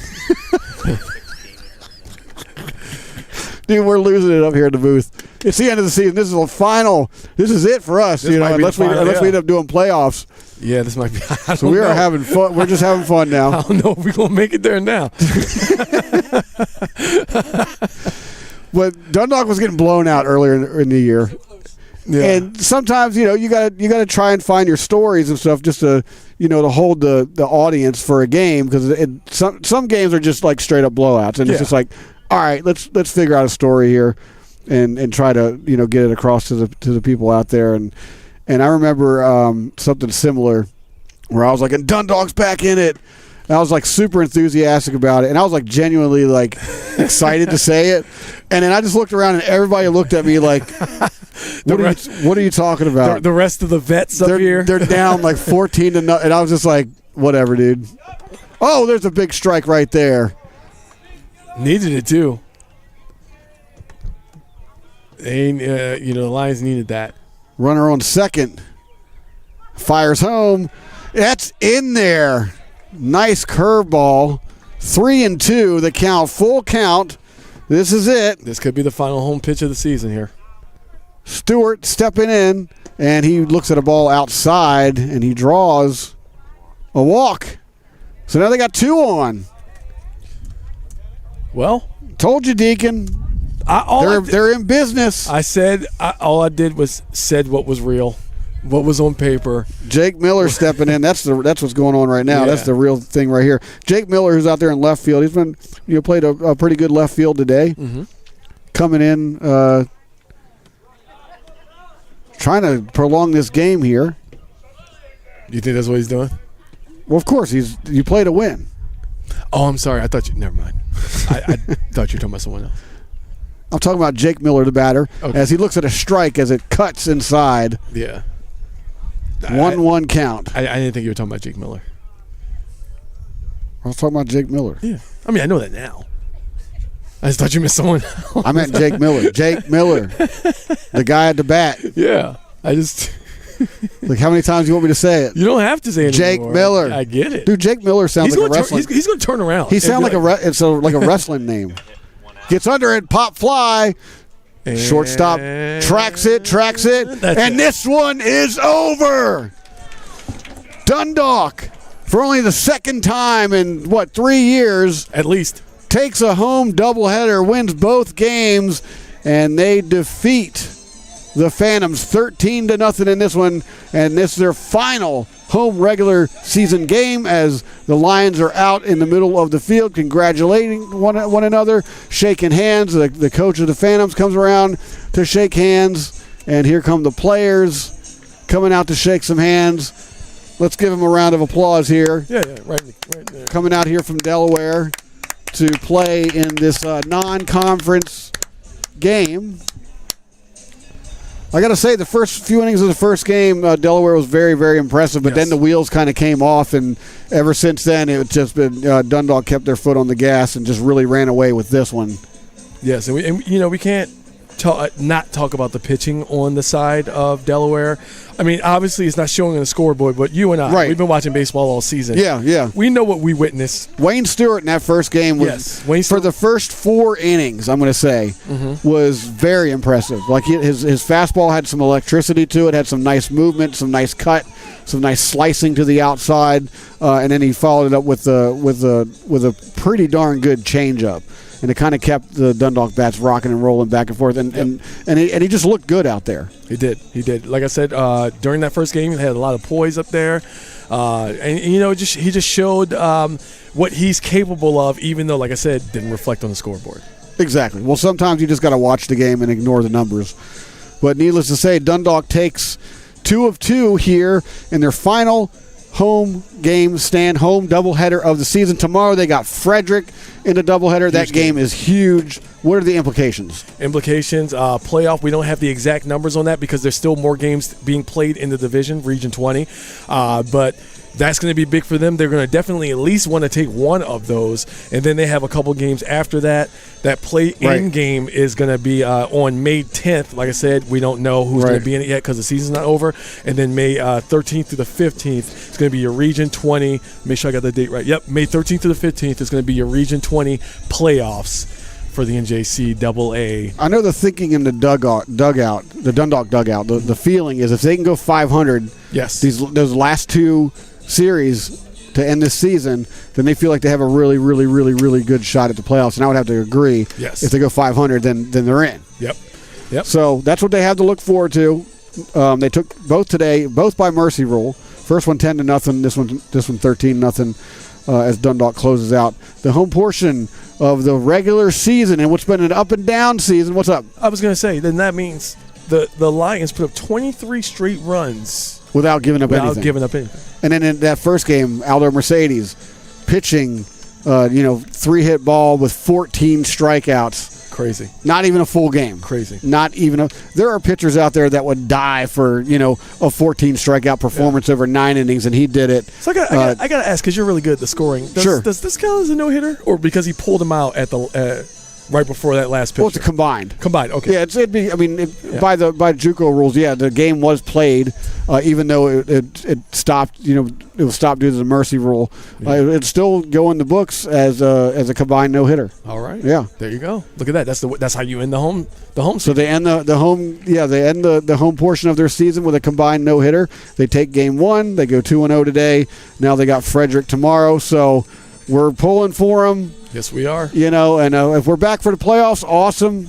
If not, then we'll see you guys in basketball season. Yeah, what is that, November? It's a ways off. Yeah, but until so me and your boy Deacon are going to be out. You know, we're going to find something to do. That's right. But until then, we are going to stay active doing other things. So you can follow me at Deacon's Voice on Instagram. I'm not Instagram. Sorry, on Twitter. But on Instagram, you can find me at Deacon Storm Pro. You can follow me on one of those two accounts. Jimmy, tell them your credentials. And I'm at Jimmy Flame 77 on Twitter. That's at Jimmy Flame 77 on Twitter, and then of course you can just look me up on Facebook, Jimmy Flame. You can also look up House of Fire Productions. That's my music production thing that I'll be doing, especially now that I'll have a little bit more time to concentrate on that with the baseball season coming to an end. Yep, and speaking of music, one of my bands, Minority Report, we are going to be playing at the Dundalk Heritage Fair on that Sunday. I don't have the exact date in front of me, but on that Sunday we're going to be playing at 1:30 at the Dundalk Heritage Fair. So if any of you Dundalkians want to come out and see me sing for a good 2.5 hours, please do. I would love to see you all there, and let me know where you know me from. There you go. That's always fun. Hey, if they can tolerate you for 4 hours on here, they can tolerate 2.5 hours of singing. What is that? Boom. What is that? All right, man. Hey, on a personal note, it was a real pleasure calling baseball games with you all season long. Yes, it was. I look forward to the basketball season. I look forward to just working with you more. Yes. Yeah. Same. Absolutely the same. And we got to give the shout out to Rich, though, because without Rich Barnett, we wouldn't be here. Well, me, you, and Rich Barnett, we're going to Jimmy's Famous Seafood after this. So make sure y'all come on down, give us personal shout outs if you want. Or you just want to stop by and say, hey, Jimmy's Famous Seafood, delicious. Delicious. So good. So good. We ready, Rich? We out? I'm so hungry. I'm psyched. I'm starving. Let's go. All right, everybody's starving. Everybody's psyched. Everybody's starving. We're going to take off here.